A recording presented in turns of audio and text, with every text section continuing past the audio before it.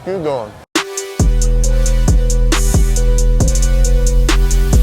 Remember that name, Good Pizza, with 3 Z's, baby, 3 Z's.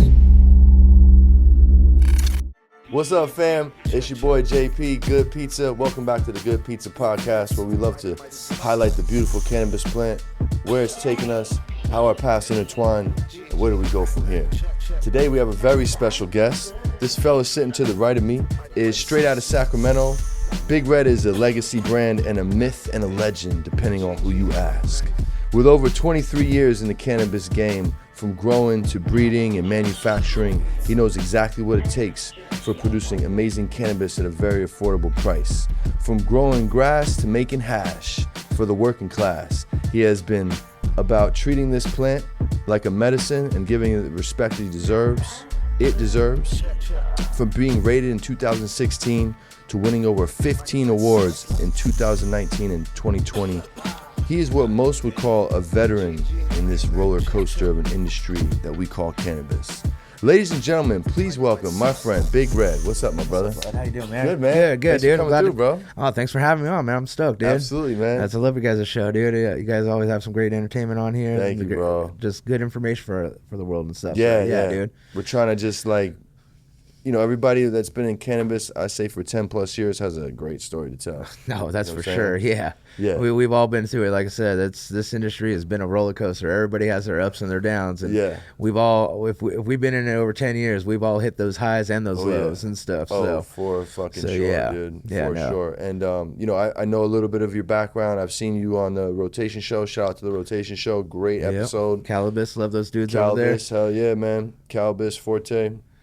Or Fiore. Sorry, Forte, I just interviewed them. Yeah, man, that's dope, bro. So, we're going to dive into all that. But before we do, let's take it to the story behind the story, bro. What was Big Red when he was Little Red? You know what I'm saying? The young boy growing up. I was always a Big Red, even when I was a Little Red shit. and stuff, Okay, man. okay. I've always been a big boy and stuff. So, I'm the middle of four children and stuff. Both my parents were redheads, so I was dubbed to fucking get red hair, man. So there was no choice about it. But I grew up in the South Bay, Santa Cruz, in the Santa Clara, San Jose area and stuff in the 80s. Parents moved up to El Dorado County in the late 80s, early 90s and stuff, and then just migrated my way down the hill and stuff, man. And I've been in Sacramento ever since, pretty much and stuff. So. Lived on the north side, south side, east side and stuff. I love Sac and stuff, so it's always been a good place for me and stuff. So yeah. Same here, man. I love Sacramento. It's my first home in California. It's been it's been good to me, man. Yeah. And the people are great. The people are great, man, and you're fucking 2 hours away from everything too. Fucking everything, and stuff, bro. dude. You want to go to the Bay, 2 hours. You want to go to the Tahoe, 2 hours. You want to go to the middle of nowhere, 2 hours. Yep, it's perfect. Makes it easy. Yeah. So. And you'll pass a whole lot of good weed on the way there too, whichever direction you go. Exactly, man. That's the thing about California. That's why Sac's always been great. It's been the hub, man. Yeah. Everybody from Humboldt comes down to Sac to meet everybody from LA or whatnot, So it's always been a hub for cannabis and stuff too. And that's a lot of people just haven't ever realized that. Just everybody always just comes to Sac for the weed and stuff, man.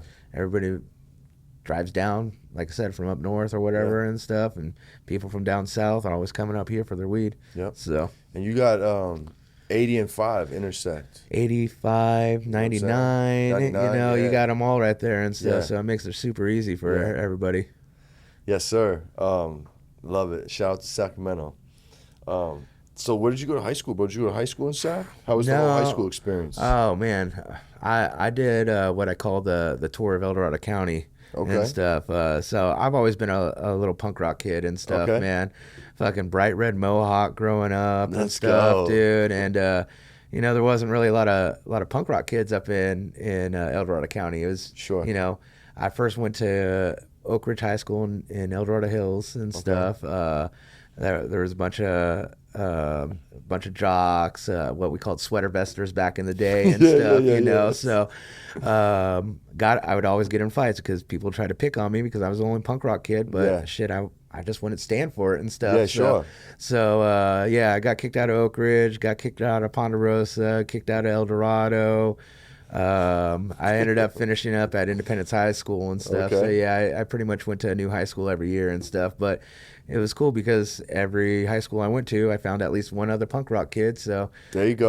By our junior year, we already formed a band and was fucking playing punk rock music and stuff like that. So yeah, that's pretty much spent all my time up in El Dorado County throughout my high school years. And then as soon as high school was over, moved out of my parents' house, freaking went down to Sacramento and started working, started hustling and stuff. There you go. You know, always been about weed and stuff. I grew my first couple plants up in Sly Park out in the forest and stuff like that. So yeah, that was the first time that I ever grew weed. Was had like 4 plants out in Sly Park, man, and I would go up there every 1 to 2 days with 5-gallon jugs of water and fucking hook them on a little slow drip line and stuff like that, and just come back and check on them and stuff like that. And fucking that was the first time I ever harvested any weed. Manual drippers. Yeah, just take the big old Alhambra bottles, of 5-gallon ones and stuff.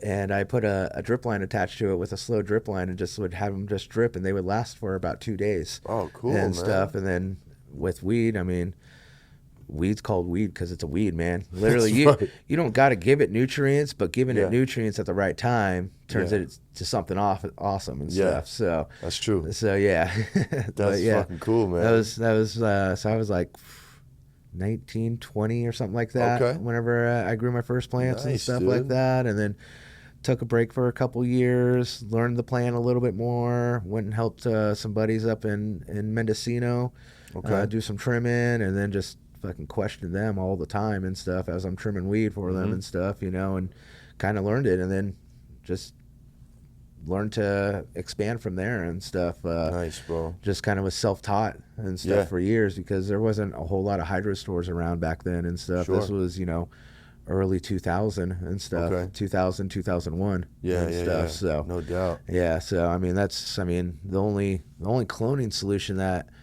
I was able to find back in the day was dip and grow and stuff, and we used to just clone our plants in perlite and stuff because we couldn't even find rock wool. Yeah, I couldn't even find rock wool or anything. Like that's how my buddy taught me and stuff. We would just take a 50 square tray, fill it with perlite, fill that with water, and then fucking we'd clone right into the perlite. Really? Stuff. Yeah. So yeah, that was the first way on how I learned how to clone and stuff. So no plugs. No plugs at all, man. Just perlite and stuff. But I mean, that's weed's crazy like that. Though, weed's a weed, man. It's like you said. It is, dude. I've even had I've taken a cut from a buddy and taken an old beer bottle that still had some beer in it, emptied it out, put some water in it, put the cut in my windowsill, and fucking next thing I know, forget about it. 2-3 weeks later, I'm like, oh shit, I forgot about this clone, and pull it out, and it has roots on it. In beer, in a beer bottle that was barely cleaned and shit, dude. Wow, yeah, so dude. It's like people put too much into weed sometimes and stuff, and that's whenever people fail and stuff. When you put too much, just let the plant do itself. Yeah, and stuff. And make amendments as you see. Have your regimen, but make amendments as you see fit. Exactly. Yeah. So. Yeah, less is more sometimes. It really is. I ran a hydro store for about 5 years, and that's what I told everybody. Yeah. And stuff. That's a CalMag deficiency.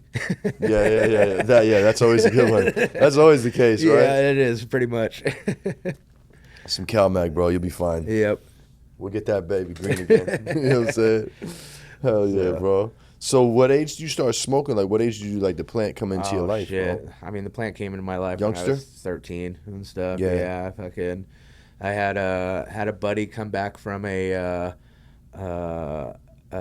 church mission down in Mexico and stuff, and brought back some fucking Mexican bammer and stuff. So we smoked out of this little tiny marble pipe that he brought back too and stuff. For the first time.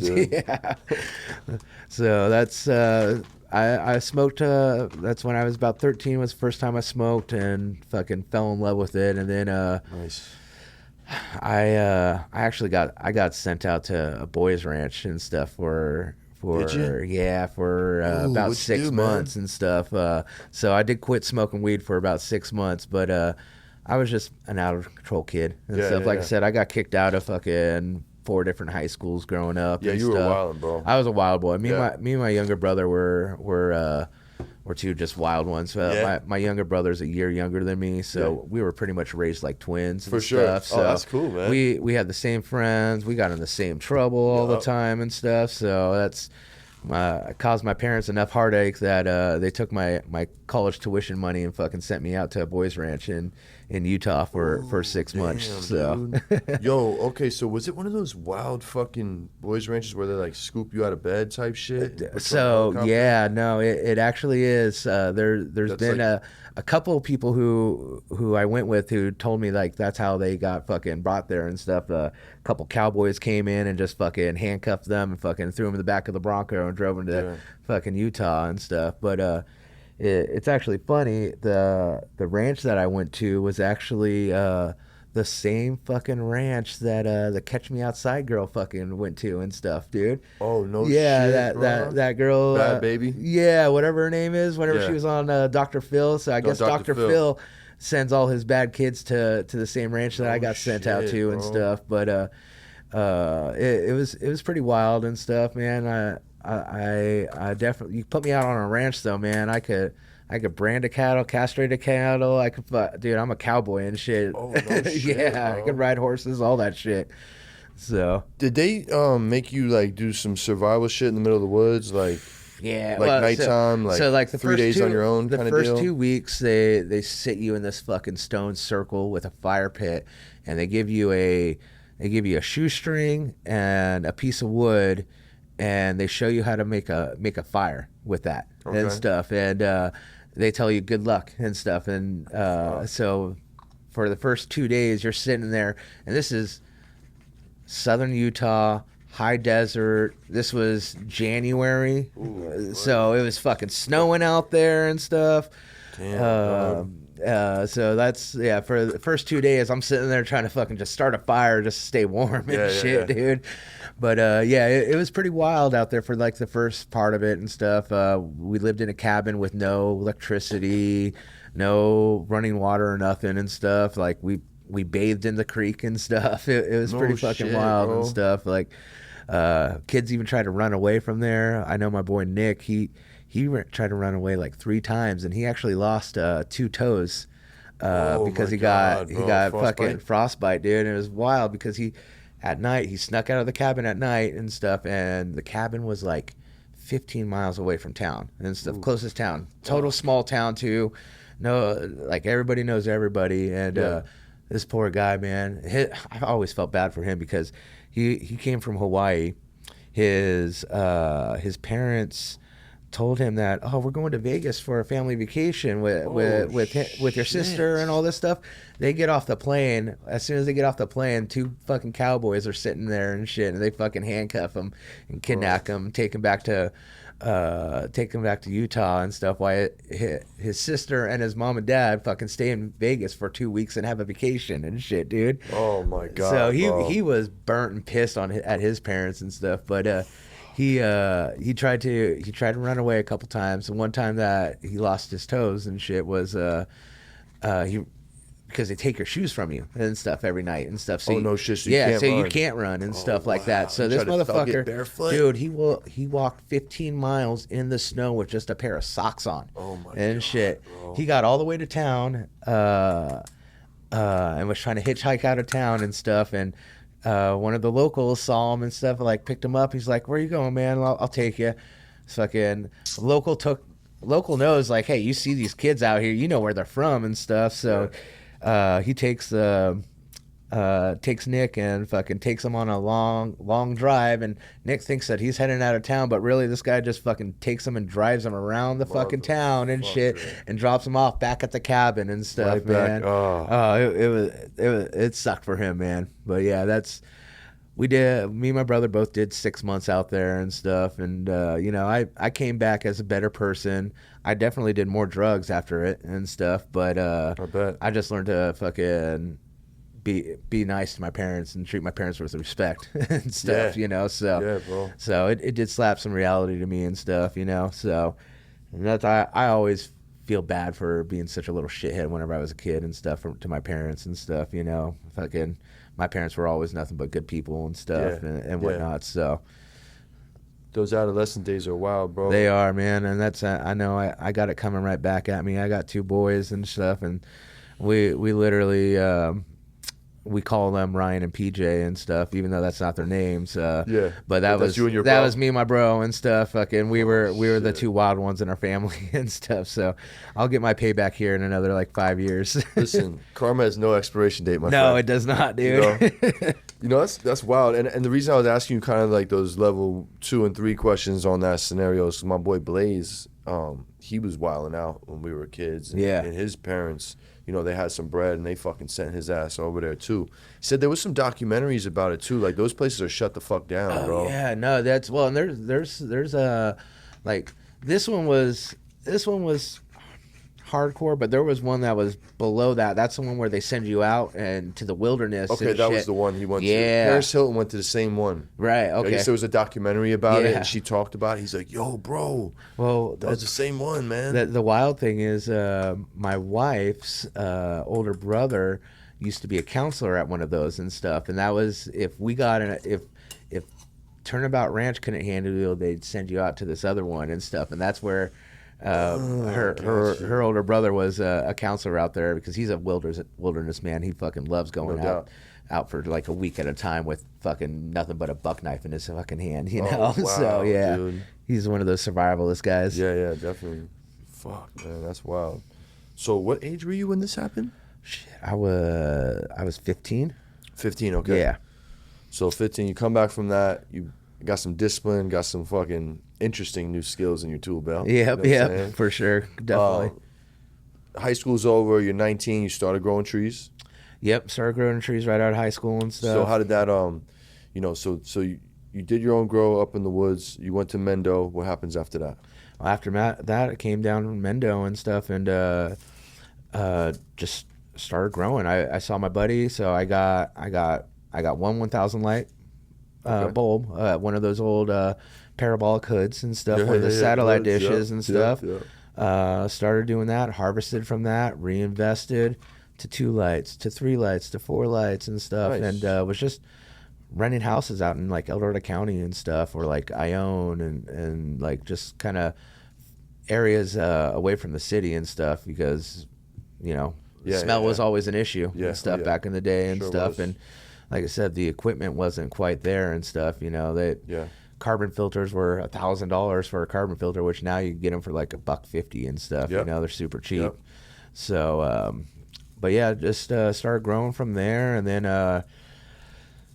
man, 2008, 2009 is when I really started going a little bit more hog wild and stuff, and was doing some outdoor grows and stuff. And we were always doing, like, at the time, like 20, 30 plants and stuff like that. Nothing too big and whatnot. But always had some wild times with that too and stuff. I remember we rented a house out in Ione and ended up hanging out. We had plants growing on the side. We had this property that was it was a house on top of this hill. So we had all the plants on the southwest facing hill and stuff, and all of a sudden we're chilling there out front on the deck, and we see this guy comes up and he's like, "Hey, where's Bill at?" And we're like, "I don't know. Bill's our landlord." What? He's like, "No, Bill's my tenant and stuff." So this guy subleased us the property and shit. And we actually are meeting the real landlord, and he fucking is like, "Oh no, get the fuck out of here and shit, dude." And fucking, so we end up leaving, but this is like 4 weeks away from harvest too and shit, dude. So we end up still going out to that property, sneaking onto the property, fucking at like 1 o'clock in the morning, turning on water lines, keep on fucking watering the plants and stuff, dude. And then 4 weeks later, come out with tarps and stuff, and we just start harvesting plants at fucking 1, 2 o'clock in the morning, putting them in tarps, and then fucking hiking them a mile down the fucking road. And shit, dude. Were you in the ground or in pots? We were in the ground and stuff like that. Exactly. Bro. That's for the longest time. That's what we always did, was just plants in the ground and stuff. You know, as long as you got some good, nice land and stuff. Sure. Especially like El Dorado and like dig down a couple feet, put some good dirt in there. Yeah. Put in a little bit of good dirt, some good amendments in there and stuff like that. Hell yeah. I mean, that soil is usually rich with iron and stuff like that. I was gonna ask you, what's the soil like over there? Yeah, it's like I said, usually rich with iron and stuff. So you usually get some really nice dark green plants and stuff. Nice. And that's why, like I said, up in like Sly Park and stuff, same thing and stuff. That's why, you know, you just really need to throw a little couple amendments in there and stuff like that, and give it some water and stuff. Nice. I mean, they're not going to grow a ridiculous amount, but plants will grow and they'll fucking harvest. Yeah, so sick, bro. Back in the day, whenever pounds were still $4,000 for outdoor and shit, you know, gives a fuck if that plant's only harvesting a half pound. You know, it's like shit. That's still $2,000 for a plant. God damn, bro. Times have changed, man. Oh, I know, man. Times have fucking changed, bro. What's up, pizza fam? It's your boy JP, Good Pizza. Check this out. I've been getting a lot of questions on where I can find the fire good pizza. Check this out. We got you covered. We're in NorCal, SoCal, Central Valley, San Diego. We got you covered on the slices. Peep the list. Go check out the shop. Tell them Good Pizza sent you. Peace, love, Good Pizza.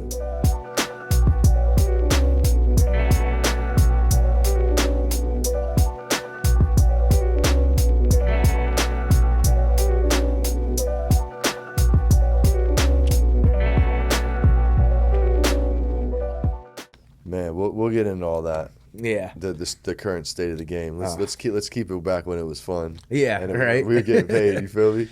Oh man. So that was a good one, man. So what happens after that, bro? Oh shit. So what 2008? I'm in now and stuff. I don't want to go too far ahead to you know, when I met you, you were doing Apex, and you know what I'm saying? Yeah. Let's just kind of keep it right before there. Yeah. So I mean, just pretty much just growing small time at that time and stuff, you know, 10, 12 plants, whatever my script said that I was available to and stuff. Kind of always stayed in that script zone to just make sure that I was always covering my ass and shit if the cops did come and stuff. But indoor, you know, we were growing more sea of green style. So like we'd have 100 plants in there and stuff, and it was always stressful and stuff, like especially back in the day. I think like 100 plants was a lot and stuff, you know. You're like, oh shit, fucking you're doing 100 plants, I'm only doing 6 or something. So making the neighbors hot. Yeah, you know? So but we fucking just loved growing back in the day. Me my buddy Johnny, my buddy Eric, my buddy Sam and stuff. A couple of us, like we lost distance, but then like oh, I'm running into each other, man, what you doing? Oh, just growing weed. Me too, bro, let's fucking grow together, you know. Yeah. So we always linked up and stuff. That's cool, man. And would always collaborate. Yeah, that's sick, bro. So but yeah, I've been my buddy Johnny taught me how to breed back whenever I first started growing too. So we've always been doing. I've always liked doing my outdoor plants as seedlings and not clones and stuff. Okay. So you always get a bigger, more robust plant and stuff, man. When you got that taproot. Yep. And stuff, because the clones never have the taproot and stuff. So. Oh yeah, you're right. Yeah. So I always was growing outdoor, and then learning how to breed and stuff with my buddy Johnny and stuff, and then I've just constantly done it, and I just love nerding out on breeding cannabis too and stuff, man. Bringing some new flavors to the table and stuff, bringing some old ones back and stuff too. Yeah, man. So that's always a good time and stuff, man. I love popping seeds. What's your breeding process? So I've changed it up and stuff. Back in the day, I was always breeding more for just my own personal use. So, you know, I only need 20, 30, 40 seeds and stuff like that, you know. But now I've kind of opened it up. Before I used to hand pollinate everything, and I would pick a a branch from every strain that I was doing outside, and I would pollinate the branch, put a bag over it, and then let that pollen sit in there. And a couple days later, take that bag off, spray it down with water so none of the pollen would cross-pollinate the rest of the plant. And but now what I've been doing lately and stuff is I literally pick my male and stuff, and I grow my 6 plants that I'm allowed to right now and stuff in my backyard, and I pick that one male and I put him right in the middle of it and stuff, and I just literally seed out the whole fucking plant and stuff. No shit, man. So yeah, because I fucked up by being trying to keep my genetics on hold and stuff, and like so nobody else would have them and stuff, you know.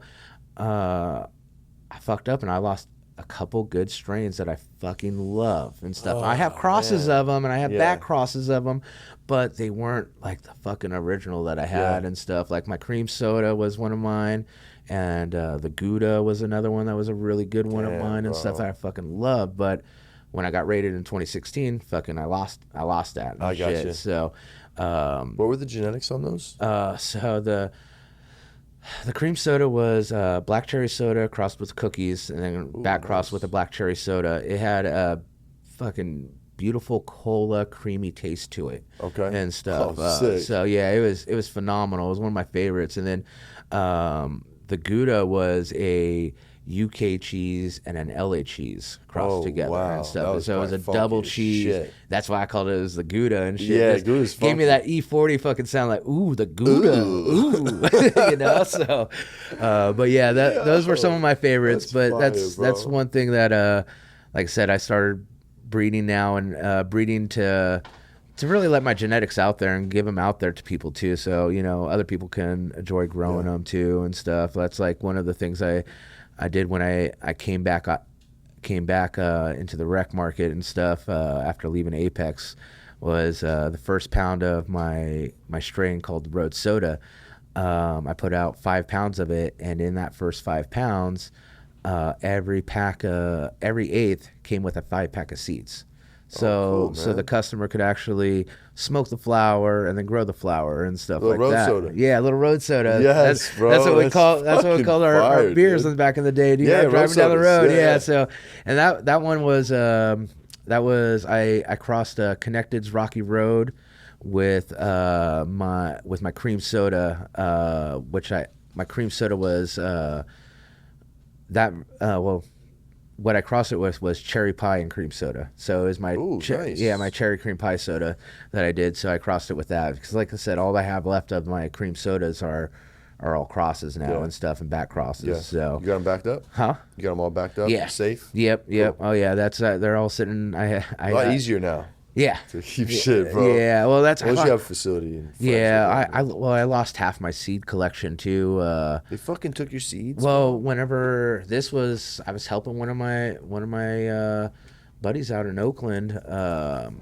He was looking for some new genetics, so I brought down one of my shoebox with seeds in it, and the George Floyd fucking riots broke out in Oakland and stuff, and that's whenever they came and cleared out all the cannabis places out there. I remember you guys got hit. Yeah, bro. so we got hit. My buddy's cultivation right next door got hit, and fucking all my seeds were in there, and fucking we couldn't find them after they tore a place apart and stuff. So motherfuckers. So yeah, it was kind of a bummer, but they probably didn't even do shit with them, bro. No, right? That's what I fucking pretty much guessed, is like they didn't even know what they had and stuff, you know. So you never really do. If you just come up on some seeds, you really never really know. No. And if you're robbing shit, it's probably not your deal anyway. No, yeah, they're definitely not growing weed. No, bro. They're stealing weed. they're stealing weed. They're weed thieves. Fuck, man. Fucking assholes, man. Yeah. Wow, dude. Those sound dope. Did you do any work with cookies and cream? No. So the funny thing is, literally whenever I created the cream soda, I was going to call it cookies and cream because it was a cookies cross, but it had this creamy fucking velvety taste to it and stuff. literally Exotic Genetics put out that cookies and cream right at the same time and Oh, stuff. So I'm like shit. looking at strains, like, what should I call this one? And then I'm like, oh shit, these guys just fucking named one too, named it that. So like, it was originally called Cookies and Cream, and then I called it Cookies and Cream Soda, and then we just dropped it as just cream soda. Cream soda, after I got that you. and stuff. I got So, you. but yeah, we used to be in all the cookie stores back in the day and stuff. Nice. People used to love it, man. I would drop off fucking 10 pounds on a Friday, and Monday morning they'd be calling me up. You like, you guys got any more of that cream soda? So Damn, bro. That's fucking great. And that was the Prop 215 days, right? yeah, those were the good old days. Yeah. The good days for sure, bro. Is this lead up to the time about where you got involved with Apex? So you guys started Apex? So Apex we started in 2017. Okay. How Apex formed and started was so 2016 2014 is whenever I came out as Big Reds and had a brand and started pushing a brand and stuff, because that's I could see the writing on the wall. People started branding weed and stuff like that. So I was like, fuck, I need to get out there and let people know and whatnot. So I started Big Reds, did Big Reds. I ended up partnering up with this fucking douchebag. I won't even say his name. It's what it is, bro. Yeah, so hey, it's up to you, bro. He had a warehouse and fucking didn't know how to grow weed and needed me to grow some weed for him. So I was like, all right, cool. So well, you know who you are. Yeah. So we ended up getting a license back in YOLO, where they it was the first year in 2017 or 2016 whenever they went from plant count to canopy size and stuff. So before you could grow 99 plants, and then they're like, all right, this is 2016. Well, each county was doing canopy size. Most counties were doing a half-acre canopy. YOLO was doing a 1 acre canopy. So we applied and talked with the board of supervisors, city councils, and we got a license out there in YOLO for a 1 acre canopy. And me at this time, I had about 500 people in my collective. Nice. And the laws were you could have 6 plants for every member. And so by that calculation, I was allowed around 3,000 plants or so, 3,600 plants or some shit. So I was like, well, that's a fucking lot of plants to do and stuff. So let's do half of whatever they say I could do. Let's do half. So let's do 1,800 plants and let's do it a half acre and stuff. Well, a certain task force out in Placer County and El Dorado County caught wind of this farm that we were doing, and they came out and saw it and flew over, and they were like, no fucking way, this is a legal farm and stuff, because how you see rec gardens set up now is literally how my garden was set up back in the day. Kind of just big squares, lines of pots, fucking trellis all the way through and stuff. Kind of ran it like a vineyard a little bit and stuff, you know? They saw this and they're like, nope, this ain't happening and stuff. So they came in, guns blazing. They raided my house, my partner's house, my landlord's house, the farm's house. Dude, like I said, we probably cost the state the taxpayer a good $1 million that day, because dude, we had helicopters at each one of our places. I had at least 30 cops at my place, and then same with partners and landlord. But then we had like 50 cops at the farm and stuff, because they had to cut down 1,800 plants. So they needed. It took them 2 days to do it too, and so it was pretty fucking funny. Yeah. Bro. So, but yeah, so that walk us through that raid, bro. That was pretty fucked up. Dude, I got the knock at 6:30 in the morning and stuff. I literally was just had my morning cup of coffee and stuff. I was getting ready to go grab get my kids and get them ready for school. Mm-hmm. And as I'm waking up my kid and stuff, I see all these fucking cop cars fucking pull onto my street and stuff, and I'm like, what the fuck is going on? I was like, I hope this ain't for me. And sure as shit, I come running downstairs and they're pounding on the door, fucking let them in and stuff. And they got guns pulled, AR-15s, fucking bunch of little assault rifle, fucking pistol guns and stuff like that, dude. Fucking ski masks on and everything too and stuff. Damn, and they came in, which I was scared they were going to shoot my fucking dog and stuff, because that's cops' number one thing they do. It just fucking happened like a week ago, 2 weeks ago, dude. Farm, right? Yeah, on a fucking licensed farms where they're waiting for the renewal and shit, which is bullshit, dude. Yeah, so. So yeah, they came in, guns blazing, fucking handcuffed me, took me outside, cleared the house. They're fucking they finally hand me the paperwork and show me what the paperwork's about and stuff. And I see the paperwork and I'm like, oh, this is about Yolo County? I was like, call my fucking lawyer, dude. Yeah. Like, I ain't talking shit to you and stuff, because I thought that they were coming for me, because I also had like 5 trap houses at that time and stuff, dude. So as soon as I saw that it was all for that, I was just like, oh, fuck you guys. I ain't saying shit to you. Like, let me call my lawyer and stuff. So they called. They take my phone away from me, and they're like, well, here, you can use my phone to call your lawyer and stuff. So I was like, dude, it's 2016. I don't fucking remember. I barely remember my own family's fucking phone number when I was a little kid, let alone some random lawyer's number that I have and stuff. I was like, I need my phone back and stuff. So they gave me my phone back, and I call my lawyer, and my lawyer, like, he's like, we got this. I'll be there in a sec and stuff. He's like, but do me a favor.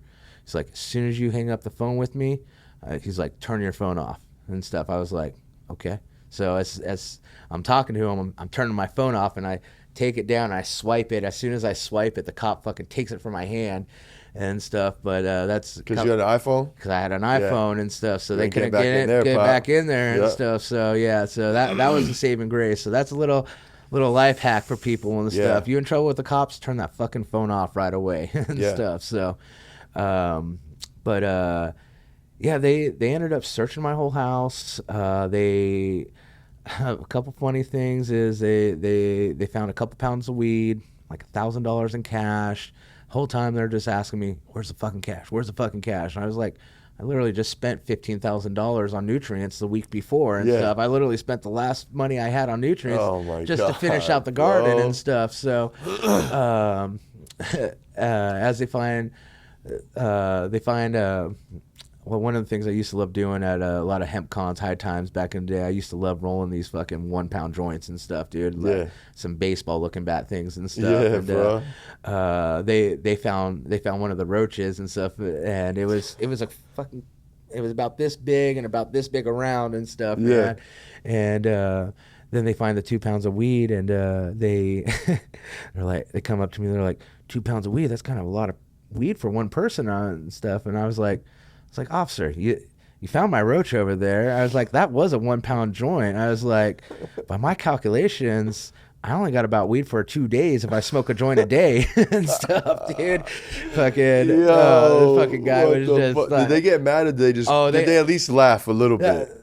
Did anybody crack a smile? A couple of the guys fucking got definitely a little bit more mad, but a couple of the guys fucking laughed and shit, dude. It was funny. There was surprisingly a couple cool cops and stuff. Like, 'cause I had a couple guns there and stuff, which were actually like my dad's gun and my grandpa's gun and stuff. My dad was I grew up, my dad worked construction his whole life, but then later on he ended up becoming a prison guard at Folsom and stuff. Okay. So when my mom passed away, he went to go live on the grounds at Folsom and stuff. So he wasn't allowed to have his guns on prison grounds. So he left his guns at my house. So that's when they came through. They wanted to check all the guns and stuff like that and whatnot. And like most of the time, like my partner at the time, all his guns, they ended up taking all his guns away from him and shit, dude. But fucking, I had some cool cops that were like, hey, we're not here to just take your guns from you and stuff. We believe that you should have them and all that. So he's like, as long as they're not illegal, they're all registered, we're leaving them here with you today and stuff. So yeah, they ended up, surprisingly, like I said, a handful of the cops were dickheads, but for the most part, man, I was just cracking jokes with the cops and stuff because I kind of knew I wasn't gonna fucking get in that much trouble and shit. Like I said, I had all the paperwork to cover my ass and stuff. I was just gonna get stuck in a court battle and stuff. Yeah. So, and that's what happened. I got stuck in a court battle for how long? For about 2 years and stuff. Yeah, they ended up finally settling that case whenever legalization happened and stuff. Okay. So whenever we were able to get a state license, we came to an agreement, because I was having a hard time getting a state license, because at the time I had a felony against me and stuff, so I couldn't get a license with a felony pending against me. So I could have fought it and won, but I ended up just taking a slap on the wrist and pleading no contest, and they ended up giving me a fine for like $700, put me on informal probation for a year, but it changed that felony to a misdemeanor, which became a wobbler that would disappear after a year too. So, cool. So then I was able to actually apply and get a license and stuff. Nice. And that's whenever we formed Apex and stuff. And that's whenever I went from cultivating very heavily to hash making very heavily. Yeah, because that was the product. That was the SKU you guys offered, right, through Apex. Yeah. It was all concentrate. Yeah, pretty much all BHO concentrates is what we did. So I was actually the type 7th manufacturer in California. Oh shit, and man. Stuff. Yeah, I was and at the time they were only giving license out in 3 areas. It was either Oakland, Coalinga, or Palm Springs, and I'm too much of a redhead to be in Palm Springs. Coalinga smells like shit, and I guess I was willing to get shot at in Oakland and stuff, so we chose Oakland. That's funny as fuck, bro. So yeah. Yeah, I remember you were in the building with Lobo Canagars, Eddie Lobo. Yeah, we used to work with Lobo a lot. Work Used with to him. get him a lot of his terps and stuff like that for his Canagars back in the day. And I remember that. I fucking love those cigars, man. Yeah, bro. Hell yeah. He's from Jersey. We're from the same town in Jersey. Oh, are you? Okay. But we met out here through a mutual friend back in Jersey. Oh, it's wow. So weird. Yeah, so weird. Yeah. I heard you were working with him, and you know what's crazy, bro? I have probably your first business card from Apex. No shit, huh? Because I met you. We were in collective branding on Antelope. Oh shit. Okay. Right? Yep. And this was a crazy day for me, bro. Like I had my delivery service, Daily Dose Deliveries. It was going from Prop 215 to Prop 64. We're trying to figure out what the fuck we're gonna be licensed. We're just gonna trap it out. What we're gonna do? Right. You know. And this was I was just trying to figure out, like, how can I just keep this going? Maybe rock on somebody's license or something. So I'm just networking with anybody with fucking 2 ears. Yeah. And that day I met Chris, my bro Chris from Higher Vibrations at the counter. He was getting some slaps for his about to launch Higher Vibrations. I meet you, like, walking outside. You gave me your business card, and I'm like, damn, bro, I met two people that day, and you know, I realized, like, the power of networking at grow stores. Yeah, dude, really. You always meet somebody. That's literally why I work. I didn't have to work at a hydro store and stuff. I worked at the hydro store because I wanted to just fucking network with all the other growers and stuff, bro. Dude. You get plugs for days in there, bro. Dude, well, that was the other main reason. It was, I got all my equipment for Cost Plus 5, and I got to fucking network all day and shit. There you so go. that's like, and I'll go with the homies yeah, all I'll day. go work 20, 30 hours a week at the hydro store, at my buddy's hydro store and shit. Just get high and fucking hang out. That's all we fucking did and shit, dude. Talk about growing weed all day. So yeah. And my boy Key over here in the background, he's the one that made the intro to Byron that even brought me there that day. So he was the factor that really kind of pushed me in my direction over there, and just, you know, it was just crazy. When you retrace your steps, when I moved out here, like, that was a big day for me, man. Yeah. Just a regular ass day. No, those days could just come up on you too and stuff. Like, that's why you never know. It's always good to network, and you never know who you're going to run into and who you end up working with and stuff, man. So it's good. And it's the thing, I mean, I love about the cannabis industry is we all love working together and stuff like that. At least, like, the OGs. I mean, there's a lot of these, you know, corporate cannabis and Chads and Brads and what I call Scots and Teds now and stuff, man. There's no longer Chads and Brads, dude.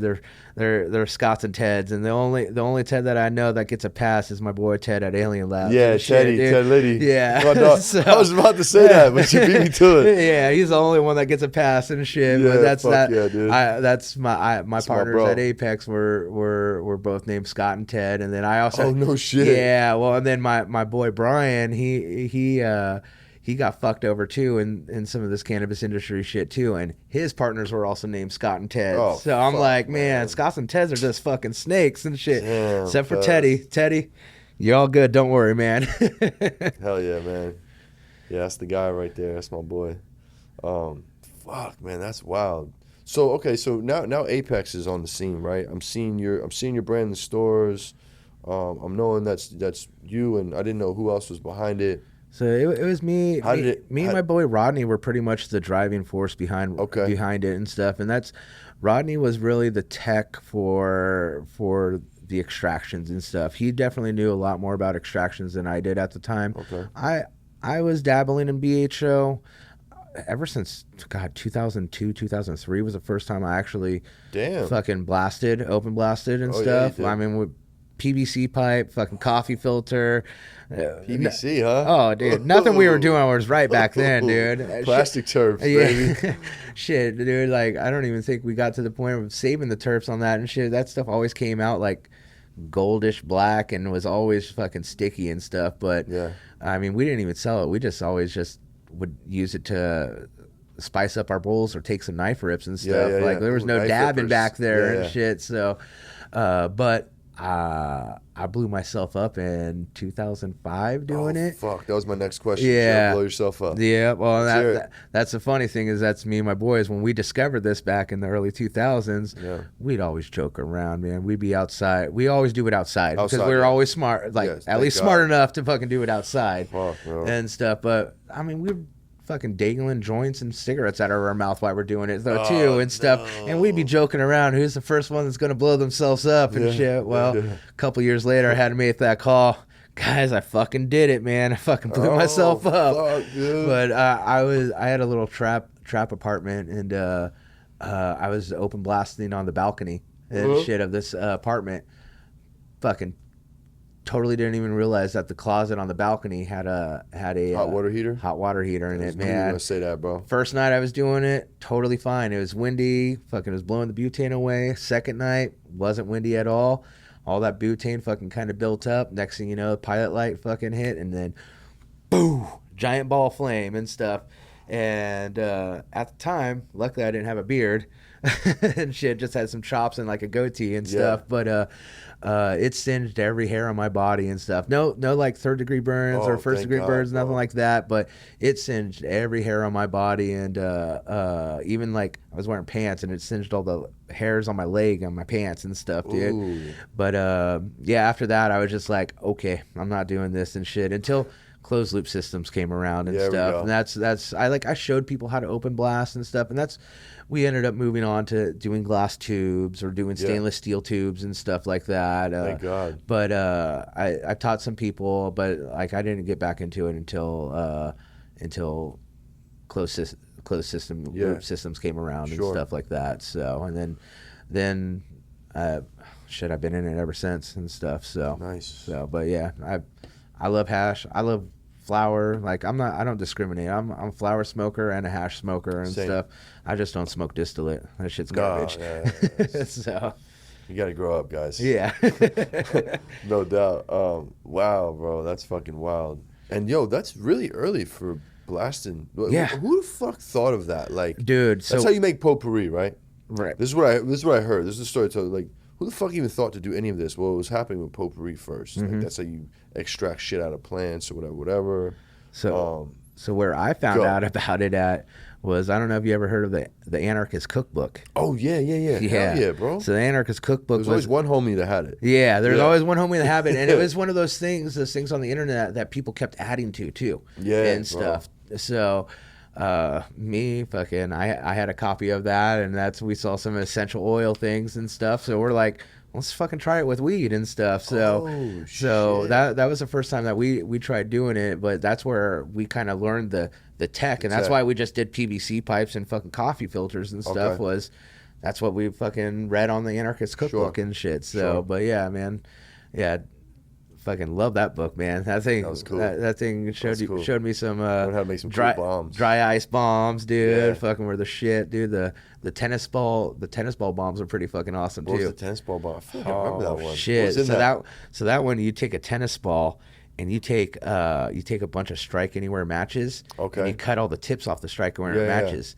You cut a little hole in that tennis ball. You fucking fill it all with those strike anywhere matches. Yeah. And you fucking throw that thing against the wall, dude, and it turns into a fucking fireball. Fucking boom, dude. Shit. It's pretty fucking rad. A nice one. Oh yeah.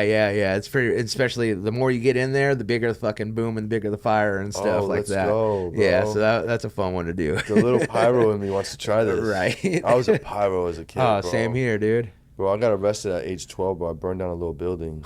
Yeah, bro. Oh, like, shit. I was wild with it, bro. I didn't do it. That was not on purpose. That was just us being little dickheads. But yeah. I was the one that, Yeah, bro. Hey, childhood mischief happens, dude. Man. We should just burn shit. Dude, me and my boy fucking shut down the Highway 50 one year and shit. Fucking playing with gopher gassers and shit. We took What's that? So gopher gassers are like, if you got a gopher, you can get the smoke bombs that you fucking light them and you stick them down the fucking thing okay. and stuff, and it smokes out the gopher and kills them fucking and whatnot. So I mean, as a 14-year-old kid and stuff, man, they won't sell you fireworks, but they'll sell you fucking gopher gassers at the fucking Raley's and shit.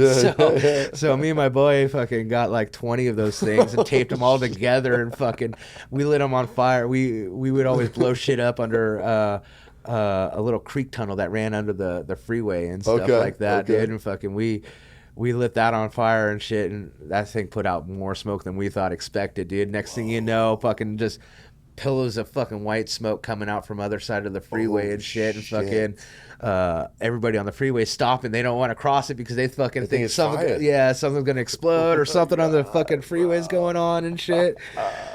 So yeah, that's great, man. Being a childhood misfit and stuff, man, definitely brought down some fucking funny stories. Yeah, it was the best, man. I was definitely that kid that always had a little pack of matches on me, like 12, 13, just lighting shit. Yep. I lived in a small town in Jersey for a while. There wasn't really nothing going on, so we had to just make our own little trouble and create our own little missions and shit. Yep. It was like a bridge in town we used to light on fire all the time. We'd go around, we'd all sneak out the house, be like, yo, who got gas for the lawnmower? So I'd be like, yo, fuck that, let's hit mine. I gotta mow my shit this week. I'm not trying to mow the lawn. You know, if I didn't have no gas, I'd be like, yo, mom, I ain't got no gas. And they'd buy me a couple of days, you know? So we just hit mine first, and we would just fucking get these big gallons of Bacardi filled with gas, put some oil in there because we knew it would burn longer. How do we know this? I have no fucking clue. And take off one of our socks, make a Molotov, and just light this fucking bridge up, dude. Like 2 a.m. And like people would be driving home from whatever the fuck they were driving home for at 2 a.m. Be like, what the fuck? Well, that's what you grew up in the 80s and 90s too. Yeah, 80s and 90s, dude. Yeah, that was. That was a hot time of fucking. Hey, both parents were working at the time and shit, dude. And they left us to fucking run amok and stuff, man. That's. I can't see doing that, letting my kids do that shit anymore. Fuck no, stuff, dude. Fuck no, man. God, this shit we got away with and we survived through is legend. Yeah. Now that's I'm blown away that I'm still breathing this day and shit with the shit that I fucking did and stuff when I was a kid and stuff. So that's, I mean, I got life flighted whenever I was a kid. I got shot when I was 13. No shit, dude. Yeah. Nothing cool, nothing fucking awesome. Just fucking my little brother found fucking my grandpa's gun and shit, dude. Fucking. Where'd you hit? Fucking right here, dude. 357. Oh fuck, bro. So, yeah, you did. Yeah, I got life flighted and all that shit and stuff. Like that's me and my brothers were fucking wild, dude. Okay, you just proved to me that you guys were wild, bro. Dude, they didn't. My parents didn't have a leash on us at all. Yeah, and stuff. They just we were free range kids, man. Yeah, fucking as long as you came home before the fucking lights were out and stuff, you're good and stuff. It's a great system. Yeah, it was a great system. Sometimes you took a shot in the shoulder, whatever. It was Darwin, man. Fucking only the greatest survive. That's right, bro. That's right. It's survival of the fit for sure. Hey, we're going to take a quick break. Yeah.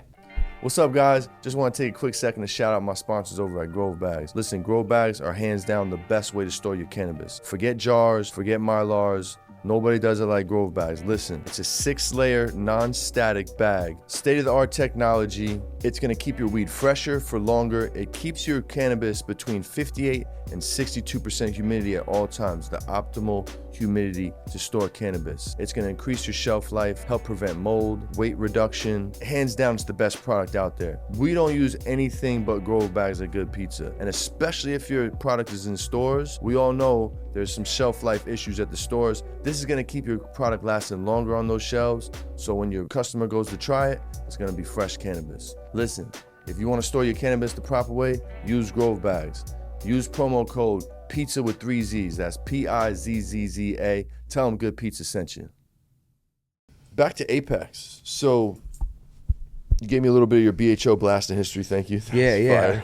So it's going good for a while. When does it start to? Oh man, we took off and we hit the ground running with Apex, man. And that's like, I mean, because we were one of the very few to have a license right away, BHO, like, you know, it was what, January 19th is whenever legalization actually hit. January 19th, 2018 or 19? It was 19 and stuff, because 18 is when it actually went legal, but they didn't have the license out until 2019. Yeah. So we actually got our license on January 1st, 2019 there. Nice. And stuff. So we hit the ground running and stuff, and we just pushing out tons of live resin. That's all we were doing and stuff, was all live resin for the first couple of years. And we were doing great. Everything was fucking fabulous with us, man. Won a shit ton of awards in 2019.